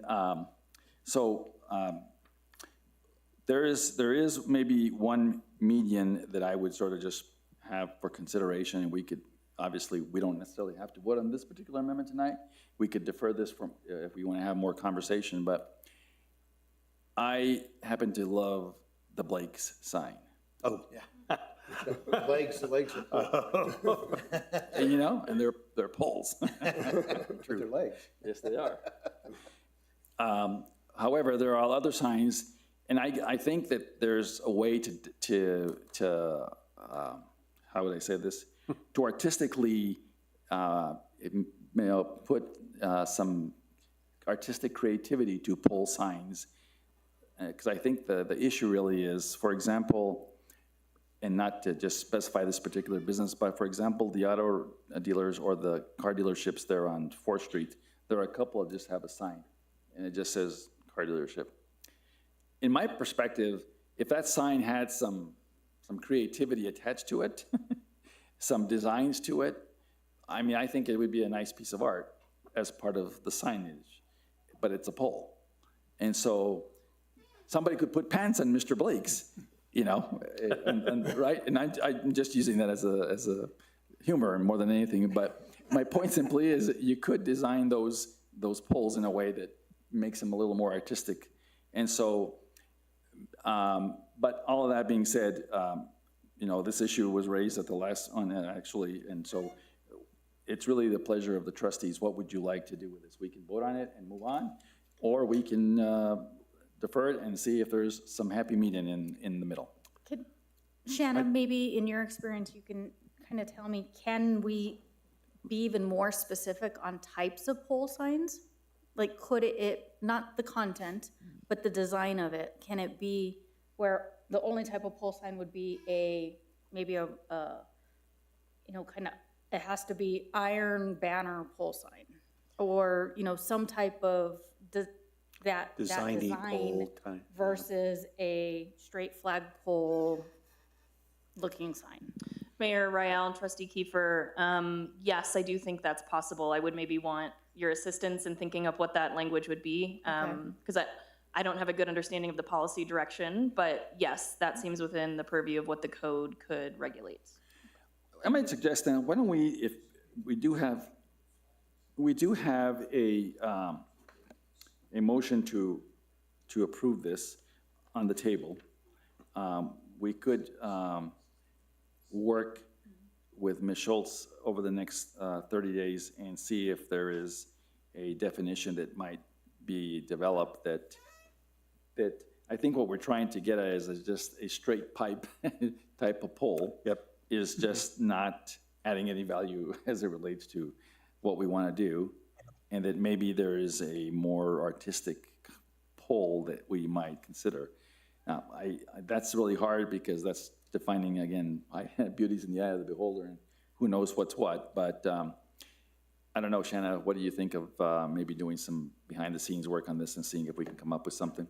Mayor Rael, I'd be happy to look into the issue. Okay. So we have a motion to approve this amendment. Would the makers of the motion agree to a deferral? Yes. And that superrides a motion for approval, if I'm not mistaken, under Robert's Rules of Order. And so if someone makes a motion to defer this, it could be deferred towards tonight. So just that one amendment? Yes. I'll make a motion to defer this one amendment. There's been a motion made to deferral. Is there a second? I'll second that. Now let's vote on the motion to defer. All those in favor of the motion to defer signify by saying aye. Aye. Aye. All opposed, same sign. Okay.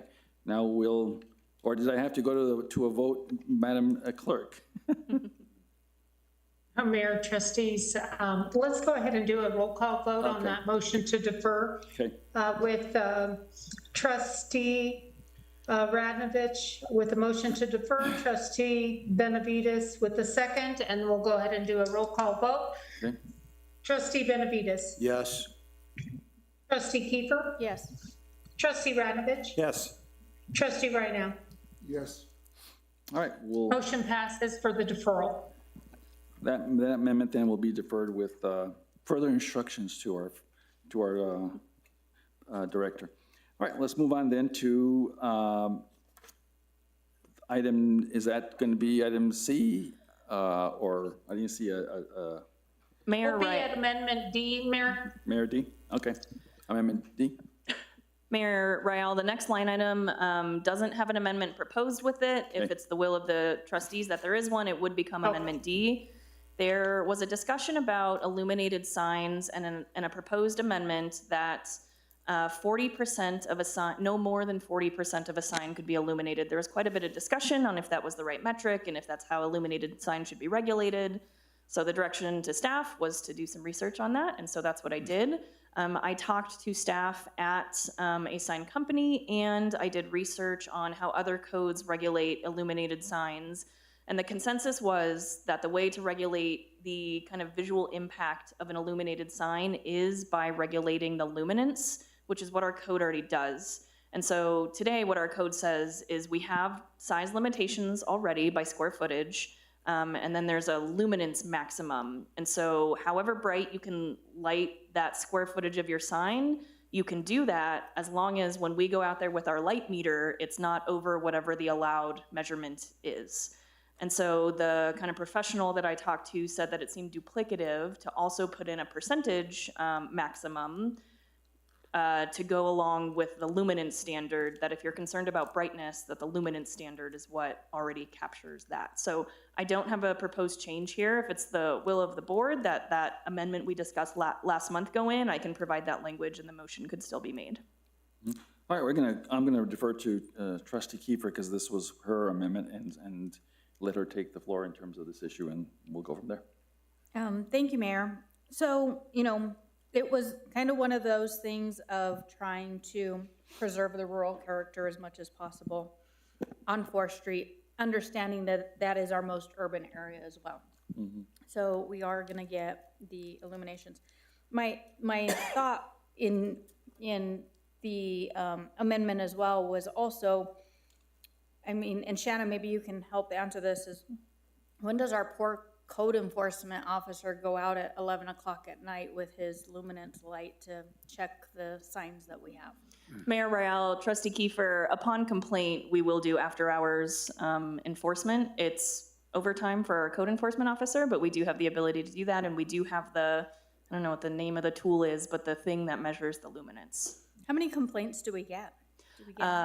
Mayor Royale, Trustee Kiefer, in my couple of months here, I have not received a single kind of after-hours lighting complaint. Okay. It was kind of trying to help, I thought, staff better manage, a space rather than going and having to, use some special tool. But also kind of giving that ability to protect our dark sky ordinance. I think last month we did come to at least a balance with shutting off the lights. Is that correct? Mayor Royale, Trustee Kiefer, yes, there is a provision that was added that says that those lit signs have to be turned off after 11 if the business is not open. So if there's a gas station, maybe an emergency vet clinic, those would be able to stay on. Sure. So, I still think it's I still think it's an opportunity for discussion. Of course, a sign company is going to want to build the biggest, most lit sign for their client and their customer. So I'm not resigning to that's the answer, but I'd like to hear from my fellow trustees. Okay. Any other comments from any of the trustees? I'm Trustee with, Ranovich. sorry, Mayor. That's all right. That's all right. I'm with Trustee Kiefer. I think it's possible that that we need to control that brightness. So I'm all for approving this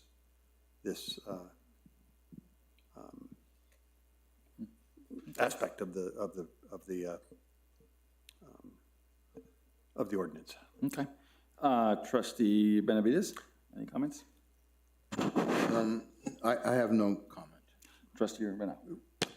I would certainly support Trustee Kiefer's suggestion here and approve it. Okay. I think we should send Fred out into the field at midnight, though, to check out all the signs.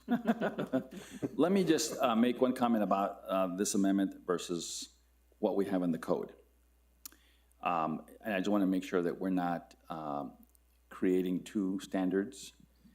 We have illuminant requirements in the code, and now we're putting an additional requirement. And then the question becomes which supersedes the other, et cetera. So Shannon, can you explain that so that we can make sure that we're not giving two different directions here?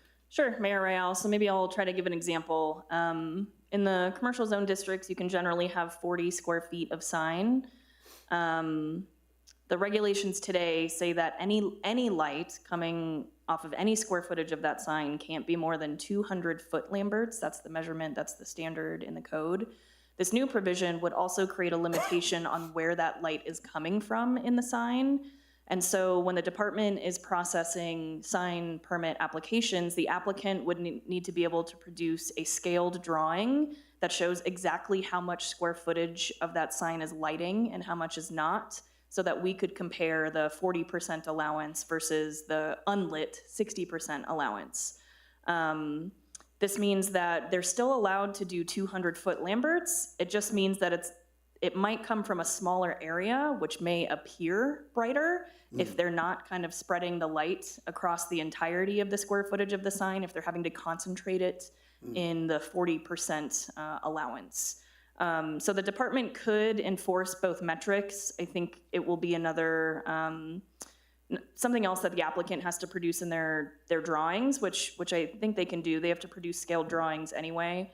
So they're not necessarily in competition with each other, but it doesn't change the fact that 200-foot Lamberts of light could be coming off that sign. So in essence, you would have a sign that may be smaller, but have, because of the size of the sign, you'd have it be brighter, or at least to someone walking or someone seeing, you can see. And I don't think that that's what Councilor Kiefer, Trustee Kiefer's intentions. No, and I guess my thought is, and again, maybe it's something to ask the experts, is can you get that many 200 in a smaller footprint, or is the footprint of 40 square feet what you would need to get that footprint?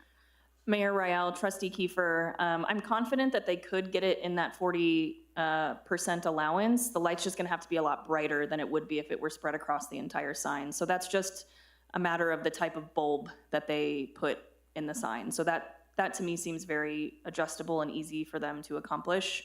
But I think visually from someone looking at the sign, not necessarily from my light meter, that sign will appear brighter because the lighting will be concentrated in a smaller portion. So I think that's sort of an unintended consequence of it, but but the practicality, again, Madam Director, is that you could have both standards in the code as you see it today. Mayor Rael, correct. Okay, so then that doesn't necessarily concern me as much, but I do think that the unintended consequence is you might have a brighter sign.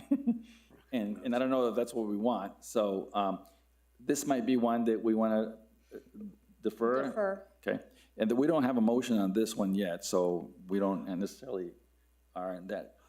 Mayor Shauna, could you get some expert opinions on that from the signage companies? Mayor Rael, Trustee Radnovich, sure. Can you be a little more specific on the question you would like me to ask them? If there is any evidence that increasing or decreasing the size of the illuminated part of the sign would make it appear brighter. Mm-hmm. Okay. Why don't we do that then, since we didn't make a motion on this one, let's put this one in the next month bucket, and we'll come back and review that one more time. Is that okay with you, Trustee Kiefer? Mm-hmm. All right. Thank you. Sure. Let's move on to the next amendment, which would be Amendment D. Thank you, Mayor. This is the final proposal from me for the evening. This relates to temporary signs. There was a lot of discussion at the last hearing on temporary signs, and this board did end up creating a new provision that signs that are 4 square feet or less will not require a permit. The kind of follow-up question to that was, well, why would they then still be subject to the same time limitations that all other permitted signs are subject to? Staff concurs that does seem a little funky. We could certainly regulate the time limit even without the permit. It's a little harder, but we can do that. So the proposal here in response to that conversation is to say that those temporary signs which don't require a permit, those 4 square feet and under, are also exempt from the duration/time frame limitations in the code, which is a 30-day allowance with an additional 30-day extension. Okay. Do we have a motion on this amendment? I'll make a motion to approve Amendment D. Do we have a second? Second. Okay, do we have any other discussion? All right, seeing no discussion, Madam Clerk, to call the roll. Thank you, Mayor. Trustee Benavides. Yes. Trustee Kiefer. Yes. Trustee Radnovich. Yes. Trustee Rydell. Yes. Thank you. Motion passes 4-0. Very good. Sure. Let's take a 5-minute break just to get us all to stretch our legs for a minute. Thank you so much. Mayor, will you call the time, please? Sure, it'll be 5 minutes. Oh, I'm sorry, I apologize. Oh, the time right now, I apologize. 7:54. Thank you. Thank you. Thank you. I thought she meant how much time we were gonna spend.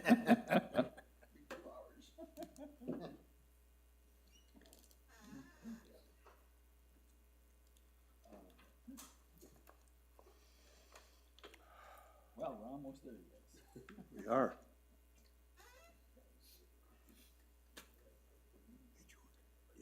Mr. Chapel, how are you?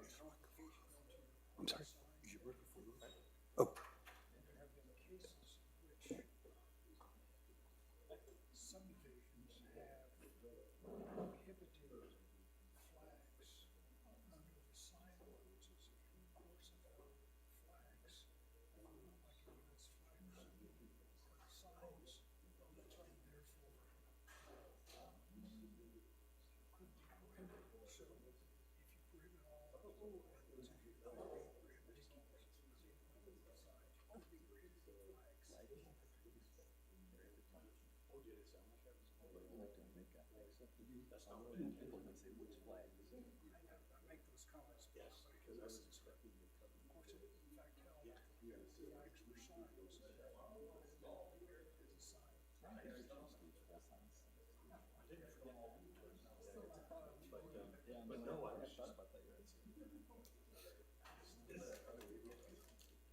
How's the wife doing?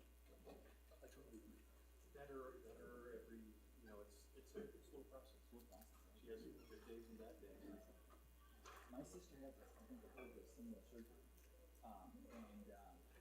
The good news is that once they get past it, my sister is 73. It was like almost 10 years ago. And I'm telling you, she was doing really good, super well.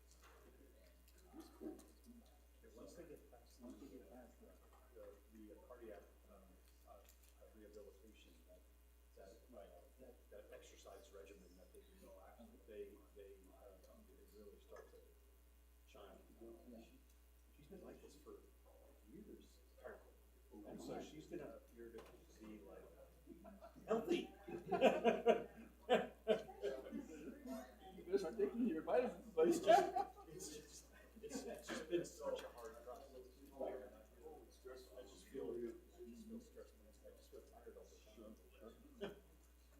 all right, so I think we can move on here. So do we have to do ordinance 303, the rest of it? Or are we gonna just wait on the whole thing? I think we gotta wait on the whole thing. Okay. That way we don't have to spend the rest of the evening. I mean, you all can do it. Because I have a question, to answer Mr. Sanchez's questions about those boundary lines. When do we do this? Let's bring it back on the table. Okay. You can ask any questions. And then that way we can at least defer it to give Shanna a chance to answer the questions for next month.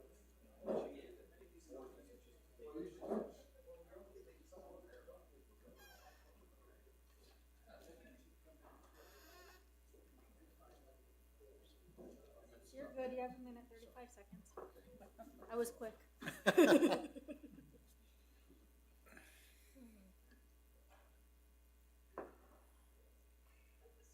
Madam Clerk, we're going to resume our meeting. It is 7:58. Madam Clerk, are you with us? She's taking the full 5. You said 5. 5, I did say 5. Let's give her one more minute. Indeed we do. We'll give her the full 5 minutes there. Reminds me Mayor, of... yes. 7:58, return. Thank you, Madam Clerk. We're back on the bill.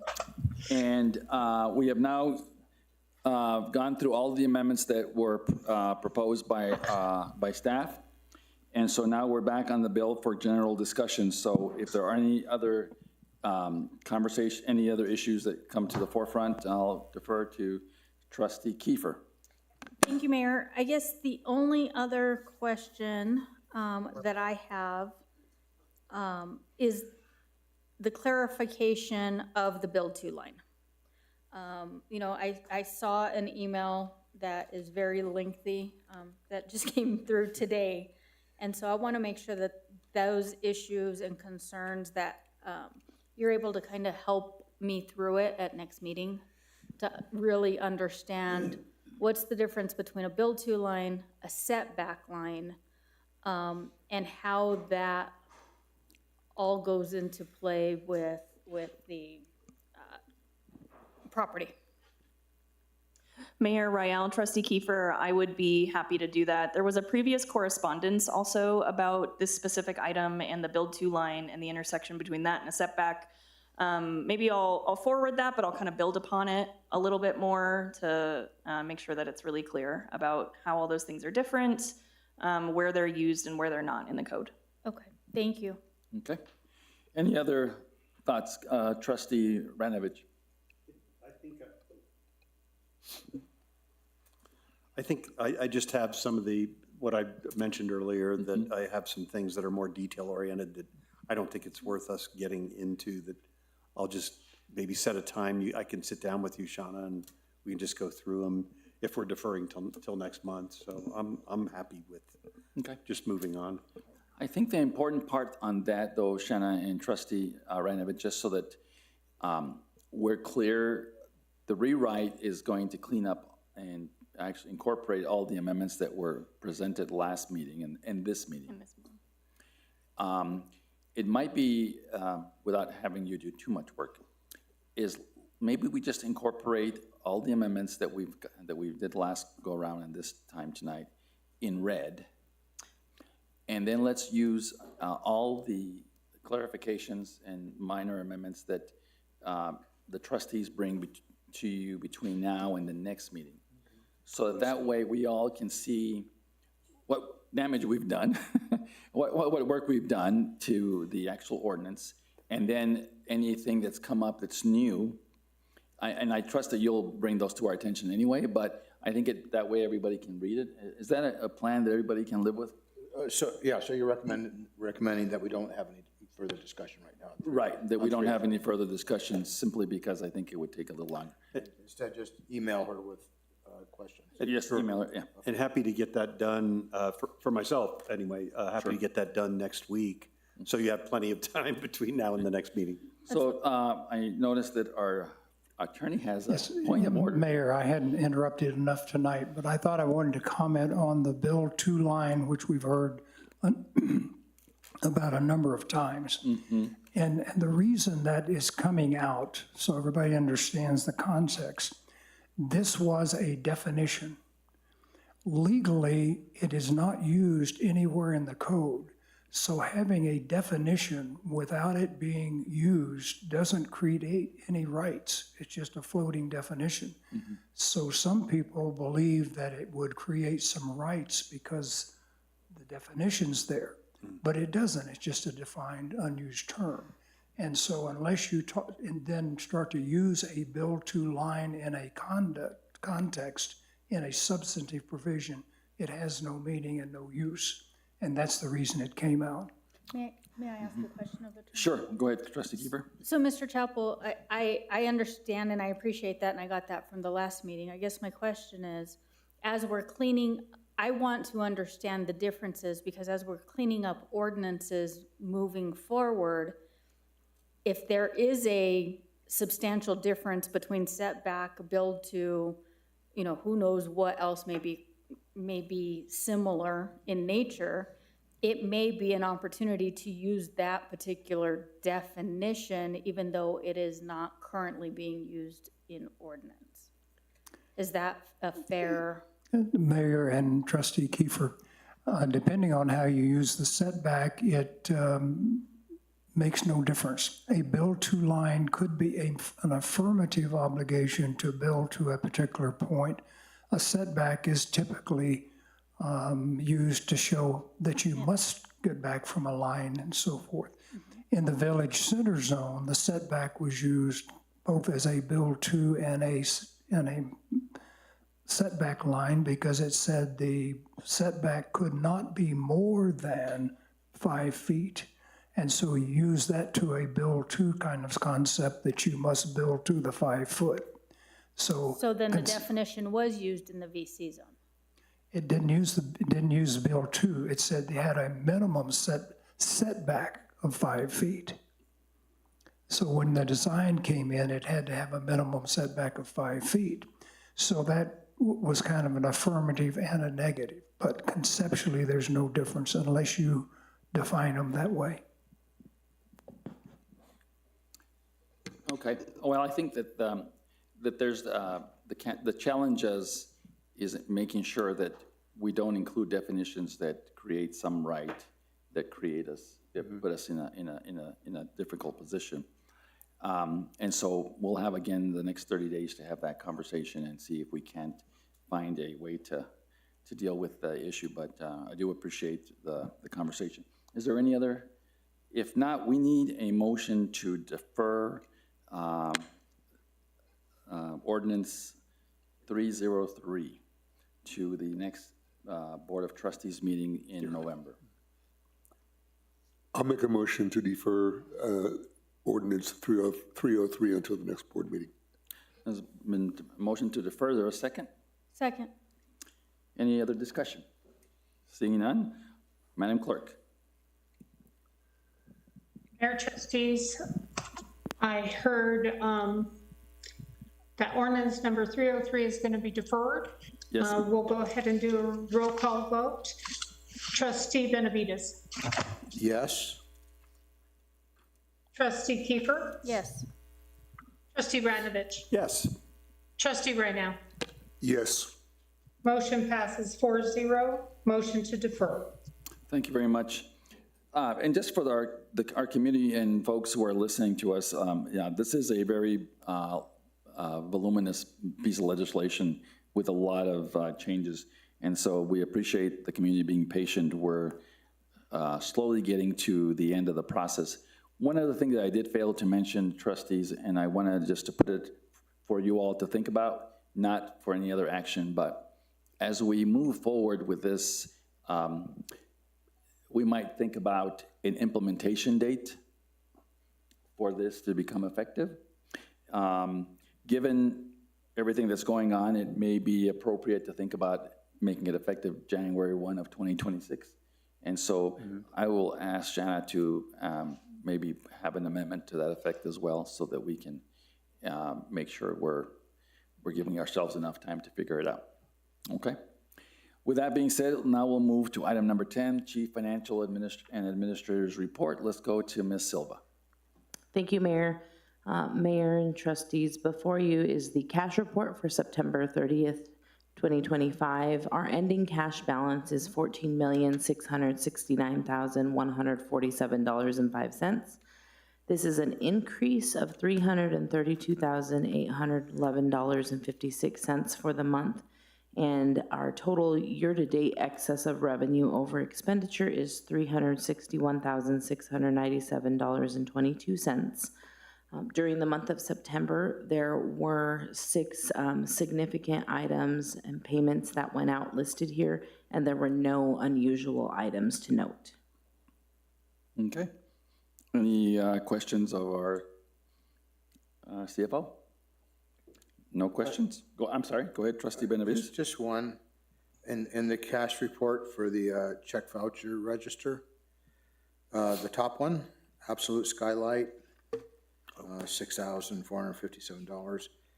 Install 5 solar tubes at PDM Project Building. What's PDN? Yes, Mayor, Trustee Benavides, that's the Paseo del Norte open space facility. Okay. We use different acronyms for that, right? Don't we sometimes say? Yeah, that's usually the Miller House, the Miller property. Yes, we are trying to get away from referring to it as the old Miller Feed Building. So PDN is the Paseo del Norte open space, but I can definitely use a better description in the future. No, I don't. I'm not trying to say what acronym we use, but I mean, sometimes we use DNOS, right? I've seen that one, so. Okay. Just be consistent, I guess, whatever you want to pick. Trustee, you didn't say anything about the peanut butter dog treats. Yeah, that's really going to blow the budget, I think. Yeah, that's definitely going to be. Okay. Okay. That's all, thanks. Trustee Renan? Yeah, I just have one clarification. The flock safety cost, which is for 6 additional traffic cameras, are those to be used within the village? Mayor, trustee, right now that is correct. So we have used state funds through the law enforcement protection funds to procure those. And Bernalillo County Sheriff's Office will be using those in different locations throughout the village. That's real, okay. And just to be Okay, clear, thank you. they're not speed cameras or anything like that. Yeah, Right. No. They cannot be used on Paseo del Norte in that part of the village, correct? Mayor, trustee Radnovich, I do not believe so because that is not our facility.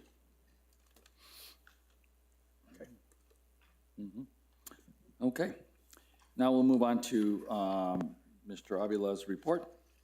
And just for trustees, for you all's information, I asked several of our department heads just to stick around for a little bit in case there's any questions. We have Maria's here, and so is Keen, and so is Tammy. So if you all have questions, and we'll let Mr. Avila, you can be brief, Mr. Avila, and if you need the staff to step in, please do so. Board Trustees, Mr. Mayor. Want to point out that there is a way for the village to take on a tree program that's already established in many other municipalities, and that's through the Tree City USA. Requires action by the board, ordinance, resolution, in creating a tree board with its rules and requirements. So that is there for discussion. If we really want to use that methodology, we can take it further. And that's, just want to bring that out for everybody to actually have a talking point to move from. The report, again, the report it stands for itself. If there are a lot of questions, I can answer them. Do want to point out that Easy Fiber has been out in the community in October doing a lot of measurement site investigations. It looks like November they'll be ready for permitting.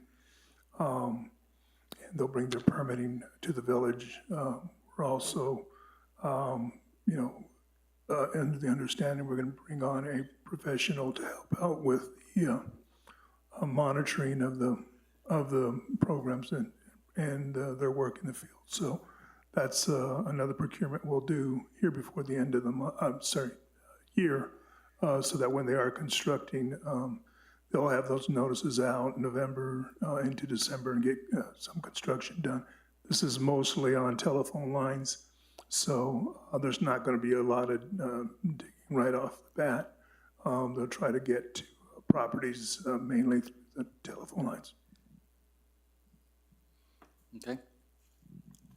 So let me suggest that if you all will indulge us, can we just have Keen come up and say a few words about where things are with this department so that the trustees know, and then, so Keen, if you might just come up and give us a quick update on where projects are, if you will, on a very general level. And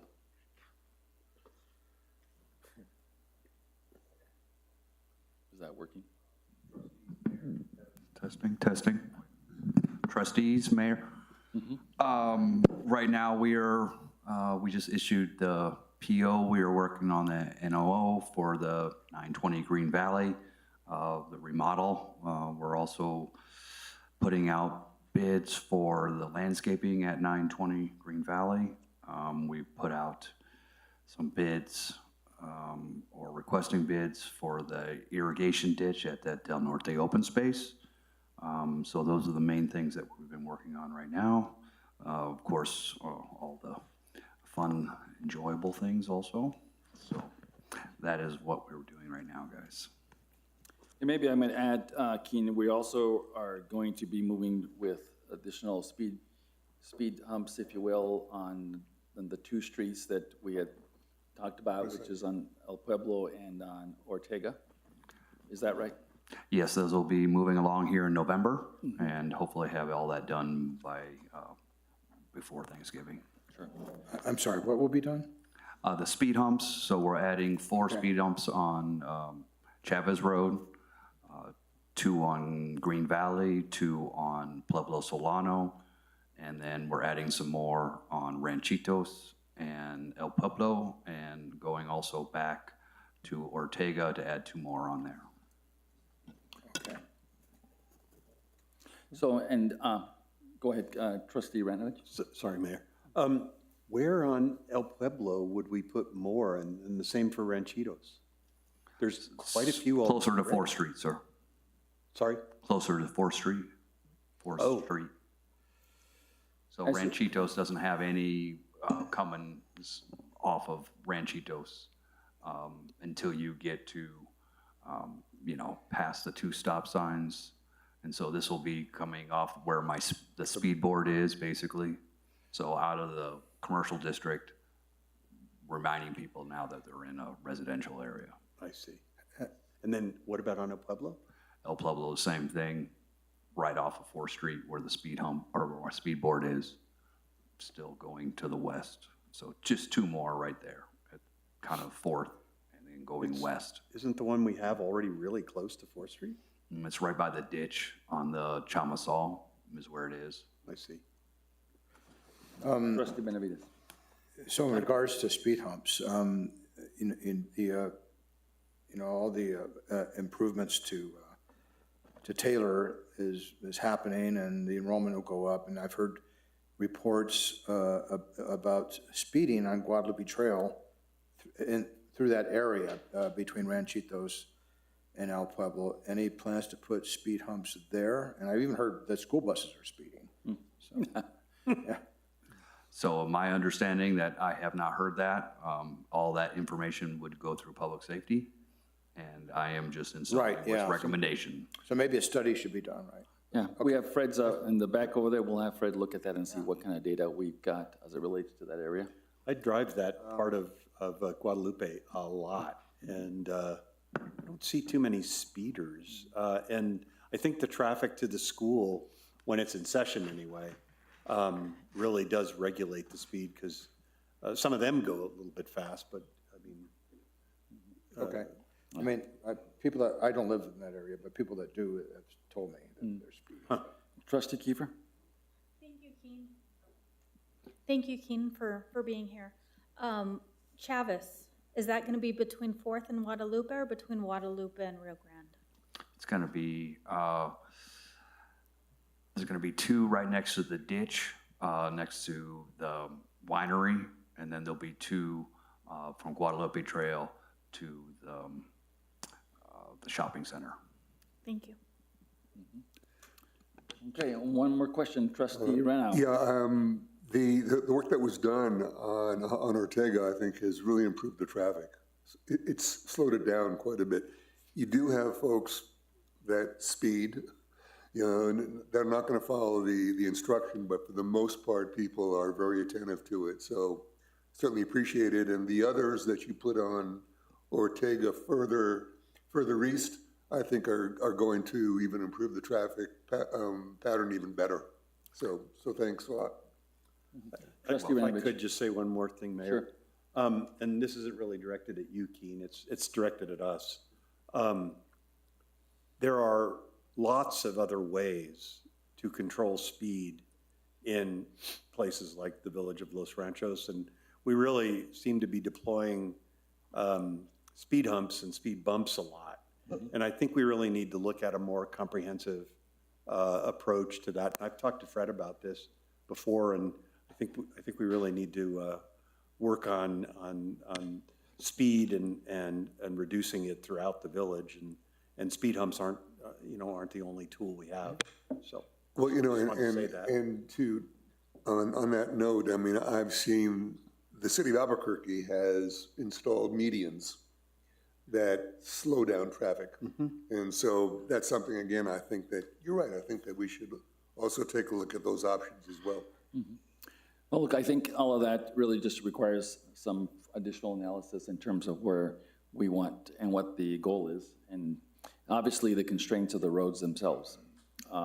I find that folks slow down at the intersection of Ortega and Rio Grande because it's so narrow right through there.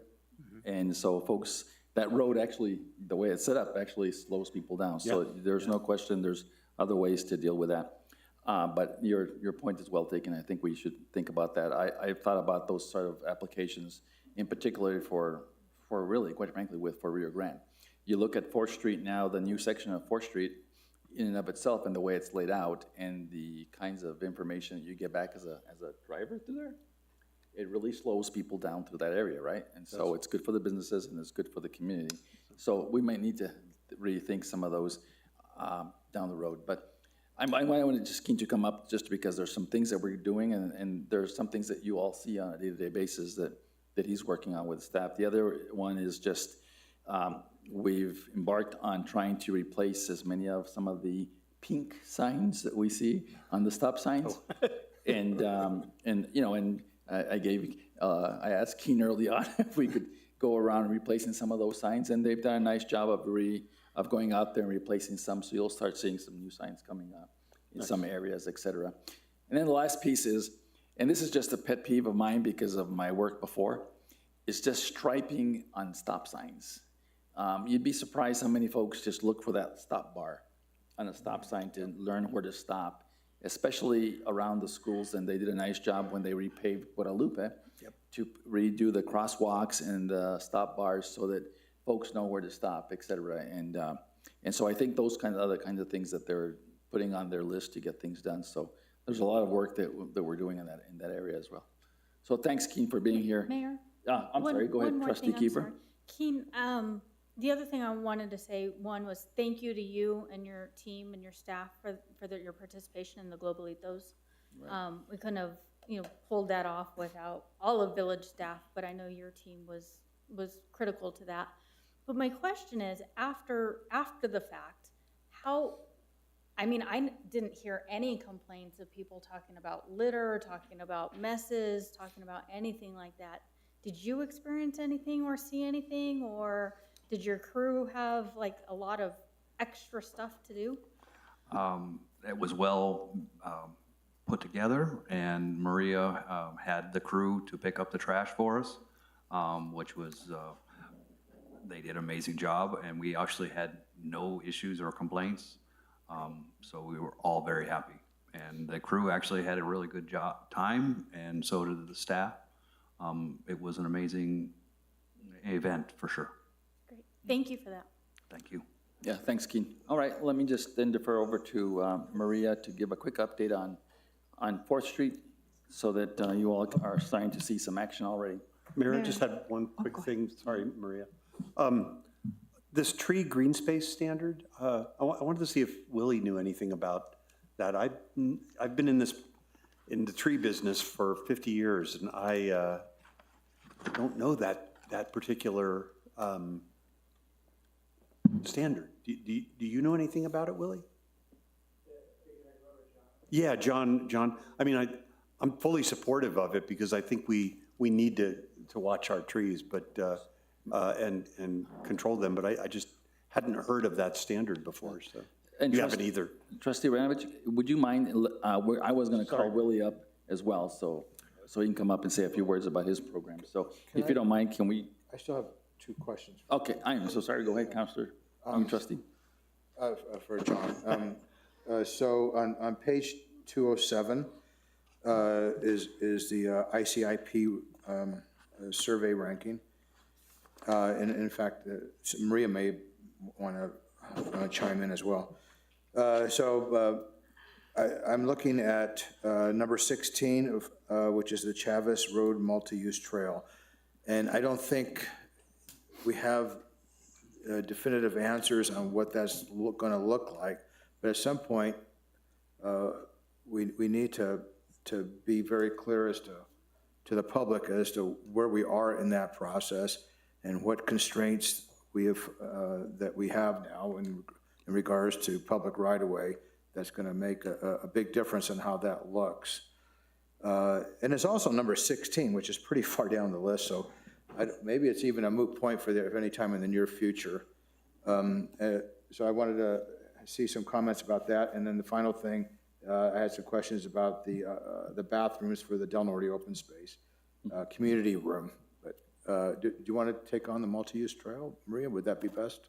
Go ahead, Maria. Certainly. Mayor, trustee. Well, so we have been working with the Department of Transportation, the Cabinet Secretary directly, so that we can meet the intent of the money, which is to provide a safe corridor for all users, pedestrian, bicycle, and vehicle.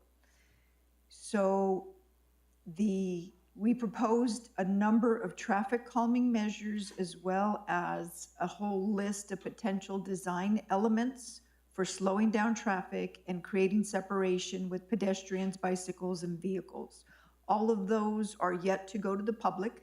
We just got the approval to take all those into the consideration. So the issue was, the restriction within the right-of-way did not allow for a continuous 8 to 10 foot pedestrian multi-use trail throughout the corridor.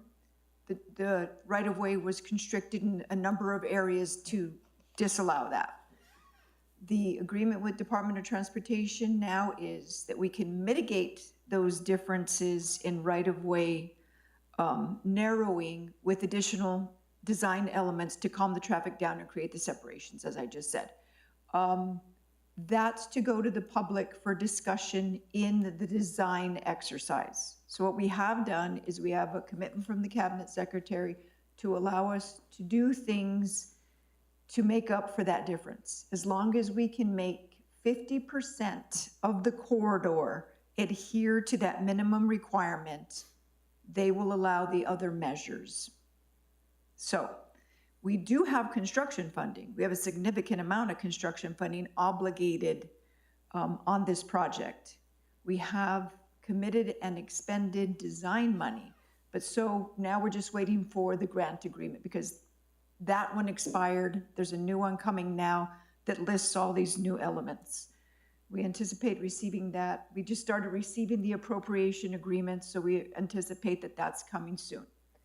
Once that's executed, the first step is to take those proposed design elements that we proposed to Department of Transportation and take them to the public to see how they feel, what they feel about them, what they like, what they don't like, that kind of thing. So that's, at this point, the listing in the ICIP, that would be for any additional future funding that might be required, but we don't have a construction cost estimate because that's based on design. And until we have these design elements worked into a final design, we won't have an engineer's estimate. Yeah, it feels like public support for that has waned over the last couple of years. And maybe I don't want to get ahead of you and allow you to at least present what you think it's going to look like, but it just feels like it might be an odd thing where it's 10 feet here and then 4 feet here and that sort of thing. Well, it wouldn't be that drastic a difference. I just wanted to mention, I agree. I think public support for that project seems to be beyond waned. Many don't want to see it happen. So let's, sure, and I think those are all valid concerns. I think what we're trying to get to is the other concern that the community has is the speed of the traffic and the safety of the road. And so that has not waned. That has not waned. That's exactly right. I hear that more often than not. So as they say, we don't want to throw the baby out with the bathwater in some ways on this particular one, and that is we've got to look at the road itself and look and see that the intent originally was to do a trail, right? And that part has waned, as best I can tell.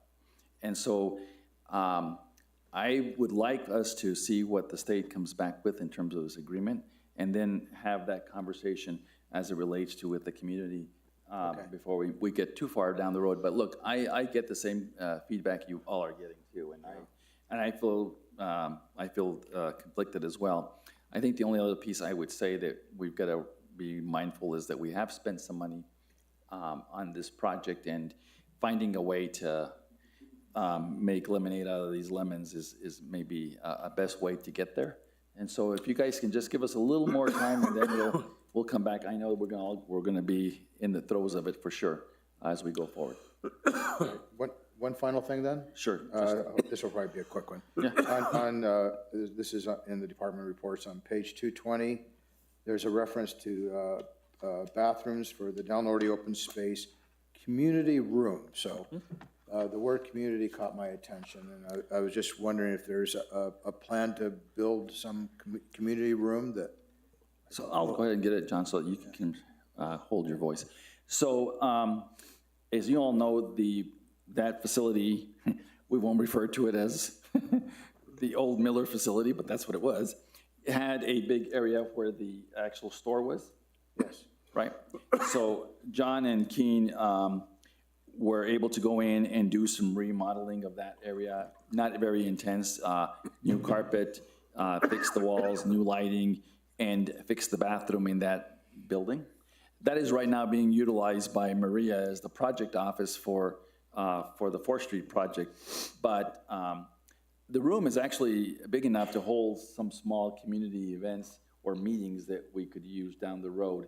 And so for lack of a better way to describe it, we're calling it a community building for now. Obviously, there's more decisions to be made, but the good news is that it's got a new door, it's secure, it's usable, it's got heating and cooling in it. So it really is available for future use once Maria's work is completed on the 4th Street. So it's just a way to refer to it. Okay, I'm fine with that. Yeah. That's all I have. Okay. I would like to revisit, though, my topic got circumvented. I'm so sorry. The tree, Yeah, I'm sorry, can I just let her finish her 4th Street report, and then we'll call Willie up? Okay. I apologize, I don't want to cut you off. Is there any, go ahead, Maria. So Gas Company of New Mexico started yesterday on the line replacement relocation in advance of the 4th Street project. And when Keene was out there meeting with him yesterday, they threw in the, oh, by the by, we need to close the intersection of Ranchitos for 2 days. So we're working on that. That's not a done deal yet. We have to see the TCP. We put some restrictions on that. And public safety will review that as well. So you'll get a notice on that shortly. We're sending out notices through the texting and email and all our various ways. So I am getting feedback that people are receiving that and passing that along. So I feel comfortable that people are getting the notification, although Gas Company did not coordinate with Los Ranchos Elementary. So we will follow up on that.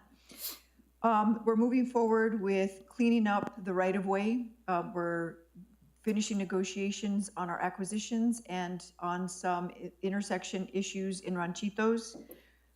Public Service Company of New Mexico is scheduled to start their pole relocate. It's 14 poles that have to be moved back off of what will become the sidewalk to the edge of right-of-way, and that will happen in November.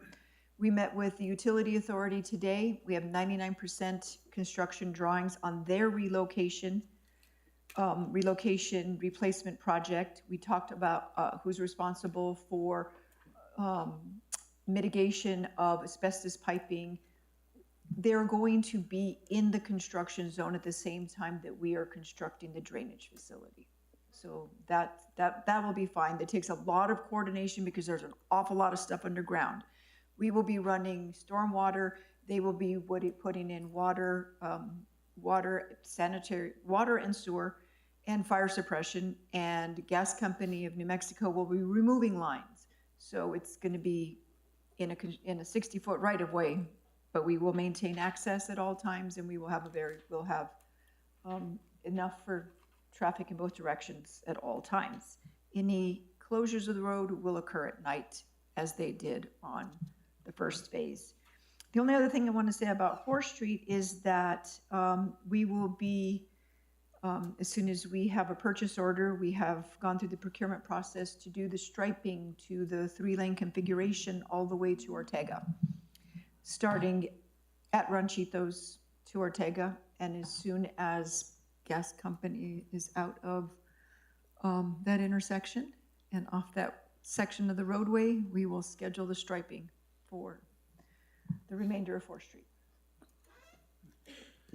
Last but not least, Maria, what is your timeline now in terms of what you think is a good timeline for going out to bid for phase 2? So we are going to coordinate with the utility authority, and we are going to concurrently let our projects. Theirs will be a contractor as well for the replacement, all their water lines, sewer lines, fire suppression. So we're going to time our bids so they go out at the same time. We're gonna have joint pre-bid meetings and joint pre-construction meetings. They're separate projects. They could be one contractor, or it could be our prime contractor, and they have an on-call contractor adjacent to our project, but both of us, we're confident that we can get this let in January. Okay. I just think it's important to get that sort of conversation going, simply because people are seeing now the work, right, with the gas company, and they'll continue to see more work, and it's been a long time coming, so I just want to make sure we get that out there. Okay? Mayor, may I ask a question? Sure, Maria, go ahead. Maria, so I know I brought to you a concern of a property owner on 4th Street. And the inadvertent consequences of the redesign, creating that driveway that kind of goes up, and the whole washout issue that continues to happen. Is there anything that we can do to prevent that in future phases to any buildings or any businesses that are sitting maybe lower that it has to be built up for? Mayor, Trustee Radnovich, so there is no back a curb drop in the subsequent phases, so you don't have that drastic grading change of elevation. Unfortunately, and I have met with the person in the business. I did not know she had made contact with someone recently. That wasn't me. Oh. And I haven't been able to contact with her. I've been in there several times, but we can't do any work on private property. So we did extensive work on that driveway in the beginning. We met compaction, we did everything. Now, I mean, it's just regular maintenance. It is a gravel driveway that business has, and it wears, and there's nothing that the village can do now with that property. But the transitions from public right-of-way to private, we will be building the back of curb transition as well. There is not that change in grade on any of the properties going north, so that will not be an issue. Okay, maybe you and I can talk. Certainly. And you know, to my fellow trustees, this was a business that had a significant change in elevation. You know, the property kind of sits down, and so the driveway is pretty steep.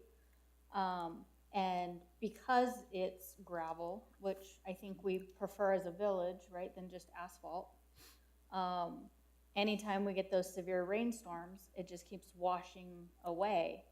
And again, in the spirit of small business, how do we support small businesses from huge financial, you know, and maybe it's a Main Street thing, right? Like, you know, that Main Street kind of helps with something like that. But in the meantime, you know, it's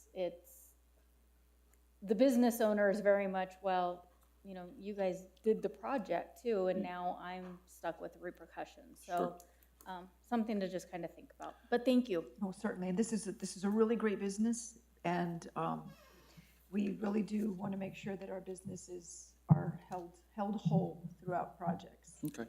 Thank you. Yeah, keep me posted as you have that discussion on that particular issue. Okay. All right, and now let's bring up Mr. Willie. Councilor Ranovich has been very patient, Tanya. I appreciate that.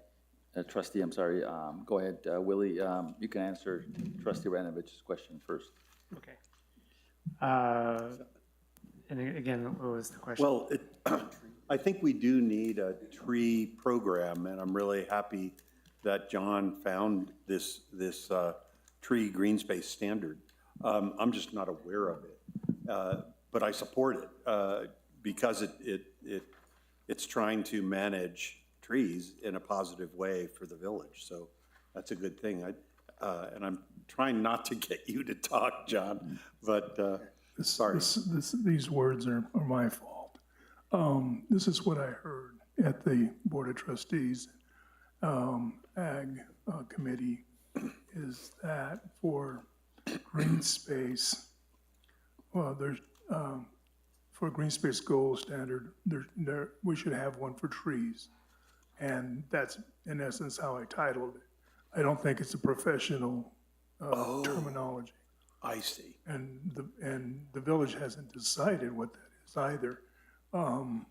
Tree City USA, and that's in different communities, has guidelines, training, and so forth that we can adopt, build on. So that's why I put it there, and it's a matter of how we get there, not what it is at this point. I see. Thanks for that explanation. Willie, you might want to give a quick report on where things are at Agri-Nature Center. Sure. So we have a handful of workshops and programs still to complete for the end of the year, including we started a Oya making workshop program that we're excited about. Other than that, we're harvesting. We're finishing the harvest until the first freeze. We're executing several grants that are still in progress. The Edible Trails grant, which will include the front kiosk at the beginning of right outside, right on the east side of the front gate, following the Crush Refined path along the entire campus, ending at the east back gate that gets to the ditch. So, and then there will be about 10 signs within the property that will kind of give explanations of what's going on at the Agri-Nature Center for the public. And this is part of a larger Edible Trails grant that we've been working on, including a pollinator garden that we put in earlier this year and other things. So we're also, there's a National Fish Wildlife Foundation grant that we're working on as well. And then we have a specialty crop block grant that that's part of the demonstration kitchen, and we're still working on that as well. So there's quite a bit of work. We're working with local schools. Alvarado Elementary has been coming. We have a program for them to come throughout the whole school year, and they've already started coming. So they'll be coming in 2 weeks, and that'll be their third visit. And that's been exciting and fruitful. Other than that, the fall festival just wrapped up, and that was fun. We've had some other nice events. A couple days before the fall festival, we had a historian conference. We had a chili talk early in the week. So it's been busy, but it's been good. Okay. Thanks for everything you do. I think the only other thing I would add to Willie's presentation, just for the trustees and for the community, the staff had applied through the Water Trust Board for some funding to do some work on the irrigation ditches at the Agri-Nature Center. And we had Chuck Thomas today, who visited with us a little bit about projects that are funded to the Water Trust Board, and happy hopefully to get some funds here pretty soon to do some work to fix our irrigation system.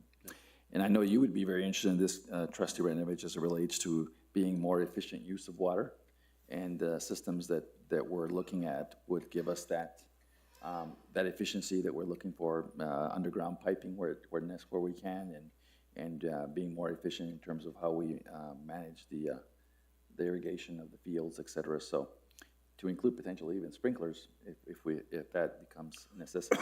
So Willie and the staff and John and others have done a nice job of setting us up for the Water Trust Board to get some of those funds.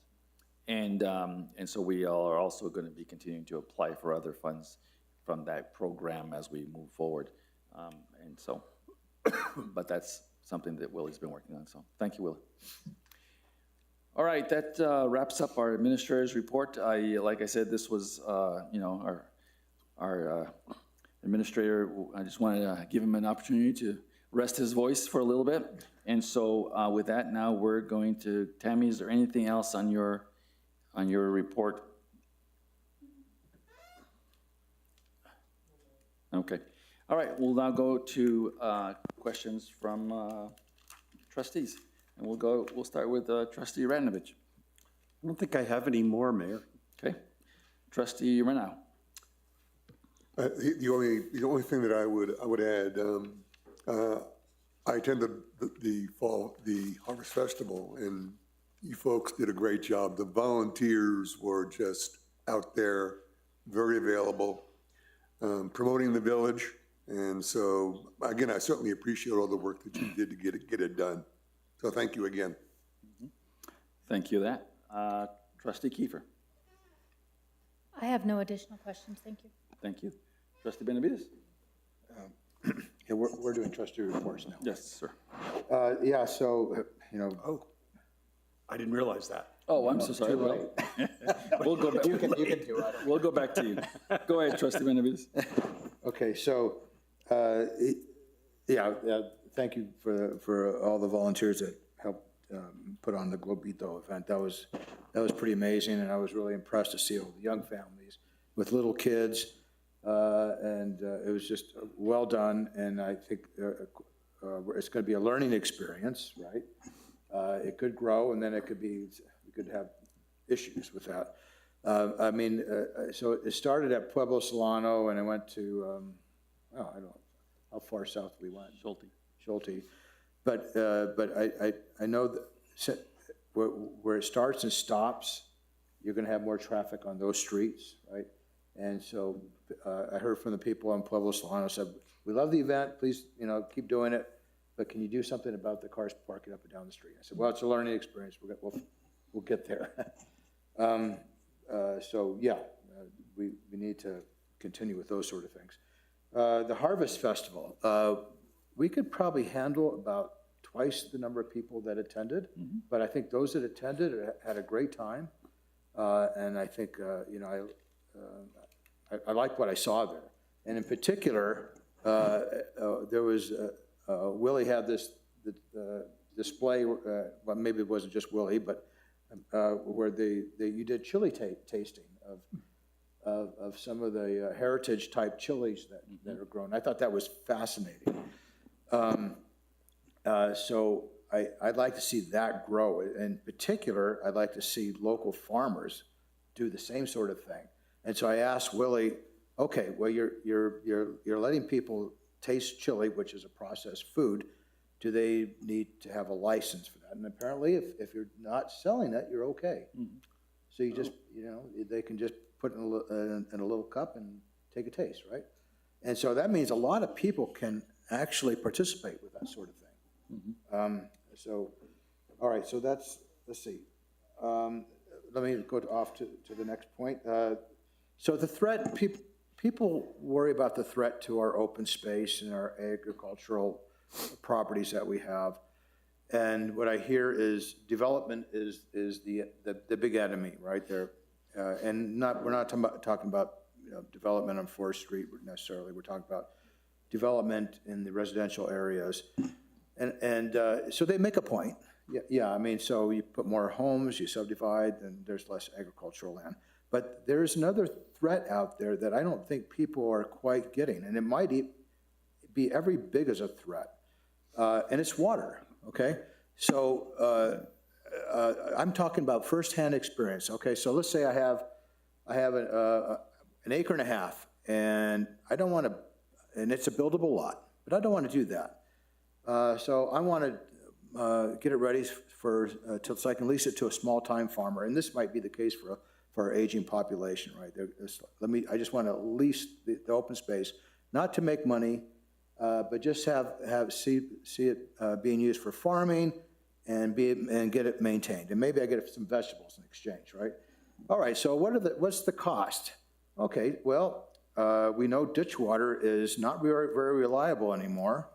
So if you have junior water rights from the ditch, or even senior water rights for that matter, I only got 3 waterings from the Rice Lateral. You can't grow crops with that. It's not going to happen.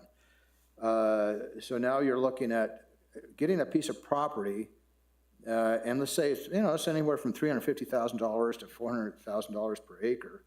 And now you have to buy some senior water rights so you can change the point of diversion into a well. So, because supposedly you're not supposed to use your domestic well if you're going to be selling produce. So is it enforced? I don't think so, but it could get enforced in the future. So now we're talking about an expensive piece of property that you need to put some infrastructure. You need electricity. You need to buy water rights, and you need to drill a well. So I think the biggest deterrent to our agricultural space is economical. It's just having the money to do that. And we need to think about that, because I think there are some solutions out there that might help us along. So the Middle Rio Grande Conservancy District needs to understand that if they're only going to get a few waterings, the only way I'm going to be able to use that for agriculture is they're going to have to let me store some of that water. And then they're going to make a case, well, there's consumptive use, and then some of that goes to the aquifer, and you can't have this part that goes to the aquifer. That's fine. Just give me the consumptive use. Let me store it, and now I can put it on drip tape, and now I can farm again. So this is much bigger than just what we can solve here.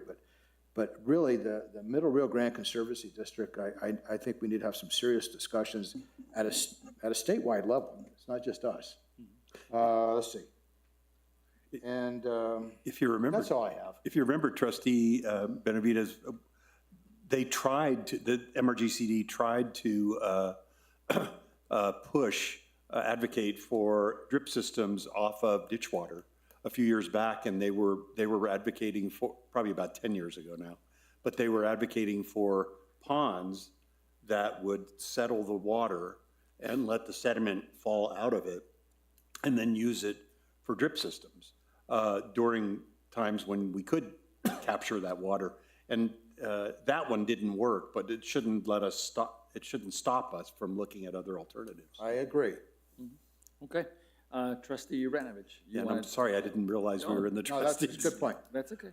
I just wanted to say a group of our residents contacted me, some of our constituents, about the traffic on Rio Grande backing up all the way to Paseo from the Alameda Light. And so I looked into that issue. And sure enough, the county is having issues with their signal system at Rio Grande and Alameda. And so they've actually ordered a new signal system for that intersection, and it's going to be fixed. But you may have noticed it, those of you who live really close to Rio Grande as well. So I was really happy that they contacted me, and I was able to give them some answers. And I think that'll be fixed soon. So I hope that comes as some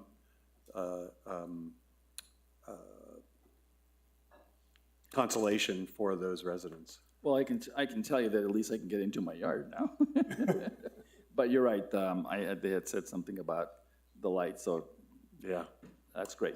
And the other thing I was going to say is I'm glad that I guess Vincent's still here. Yeah, I'm glad you brought up the idea for more time for discussion, because I think it's really important that we hear from everyone in the village, and anything we can do to increase the time that people can talk to us about issues is a great thing. So I hope we take that seriously, and anything I can do to help, I'd be happy to. So those were the only two things I had, Mayor. Okay, great. Trustee Rana? A few more. Yeah, more. All right, let me just wrap it up. Thank you all for enduring the evening. I think we're almost there. I just want to say a couple of things very quickly. Number one is the Globitos event was just an amazing event, and I think all of us have all said that. Kudos to everyone involved. The staff did a great job. I just want to commend both Maria and Fred for their leadership in organizing that event and getting that put together. And then obviously the village staff all pitched in, and as you can see, we had all hands on deck, if you will, making sure that worked really well.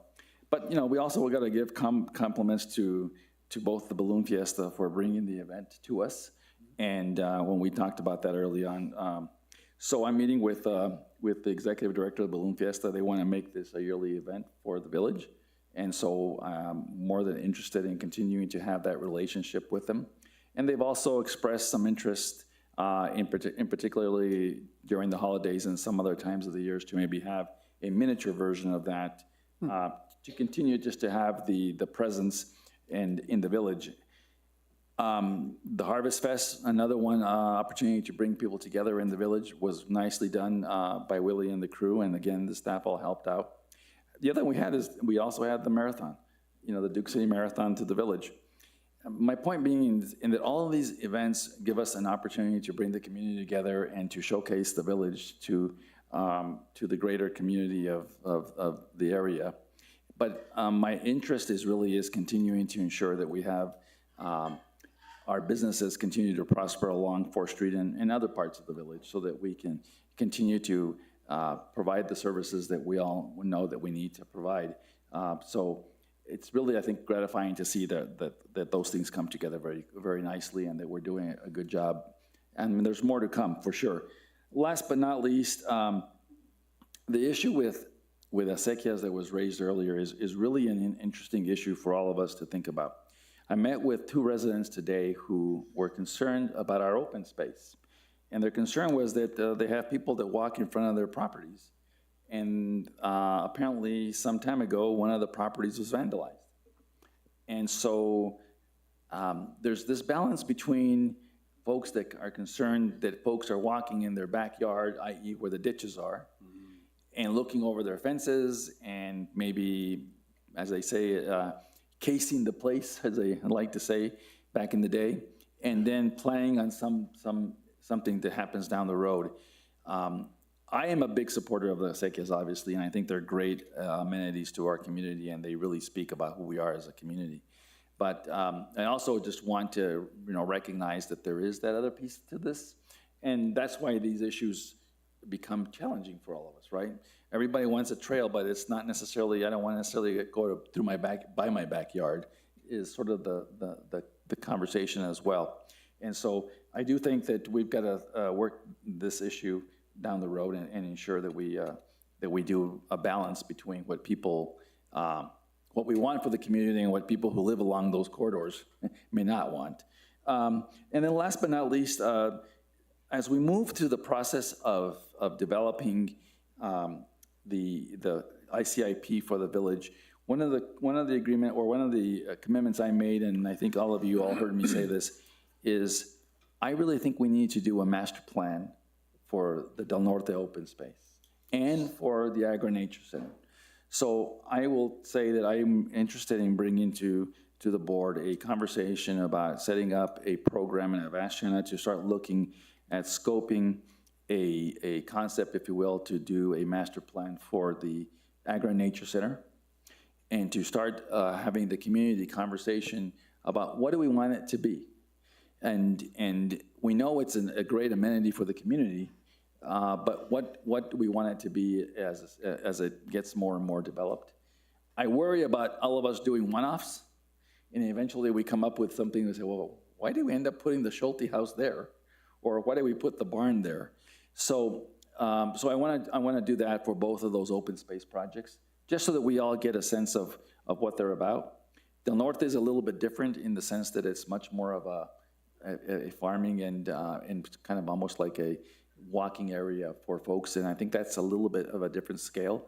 But the other piece to along with that is the use of the Anderson House and how we integrate that, whether it becomes a center of excellence for USDA agricultural product related stuff, as one corner of the world likes to say, or whether it becomes village hall like this corner of the world might want to think about, or whether it becomes a wedding facility that I know that my friend at the end there has mentioned to me. And who knows how many other ideas, but I think the only way we're going to get there is if we start having that conversation, right? And so those are some of the things moving forward as we start looking at the ICIP and asking for legislative funding. I'd like to let you all know that those are the kinds of funds that I think will help us at least chart the course for the community down the road. And, and those are gonna take some time to happen, for sure. But we've gotta get started, or we're gonna continue to sort of always have, well, what are we gonna do with this? So, with that being said, look, I appreciate all of the conversation this evening and all the work from the staff, et cetera.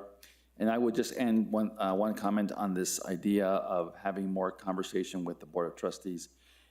As much as I appreciate that, and I think it's really important to be able to have that, the one thing that's hard to do with the open meeting in a public body is the fact that we have to, if you will, advertise what our decisions are and our conversations are. In an open-ended, sort of almost open mic kind of thing, becomes very challenging as it relates to the Open Meetings Act, et cetera, and having issues that come up that could become quasi-judicial issues down the road with planning and zoning, or that may become issues that, well, I heard that the counselor or the trustee or the mayor said this at this meeting, and it was just an off-the-cuff response. So, we all just gotta worry through that. And so, Bill, I would maybe ask you to think about, I don't have a problem having conversations with the community for sure, and there's often times when I want to ask questions too, but I also recognize that if we don't advertise and we don't meet the Open Meetings Act requirements, we're gonna get ourselves in a bind. But there may be a way to do this down the road, and so we don't necessarily, you and I will talk, and let's see if we can come back to the trustees with something that may. There's another aspect, I don't have this, but we probably need to think about, for instance, what was talked about in the public input today is probably gonna come before the board, Right. next month, so we need to start thinking about whether or not people can come in and public meeting. Right. And issues that are gonna come before the quasi-judicial hearing. Right. And those are the challenging pieces. Some municipalities only allow discussion of things that are topics in the meeting. Well, that's because you want to be safe and you don't want to have any issues associated with Open Meetings Act and other those things. Yeah. And look,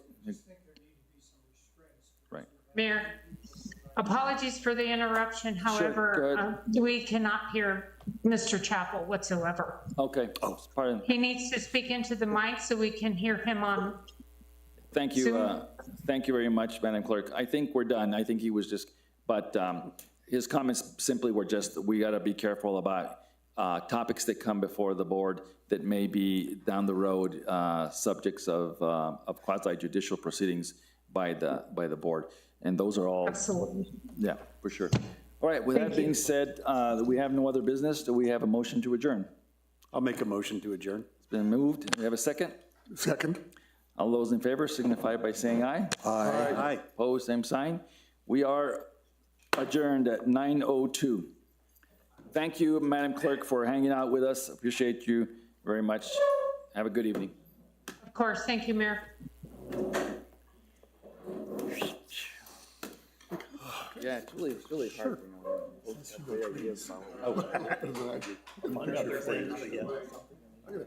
Recording stopped. And I don't know. Oh, this is identification? No, it's not identification. I've got an old, That's the problem, right? Oh, and most boards don't have a dialogue. it's beautiful, it's gorgeous. Yeah. But over the years,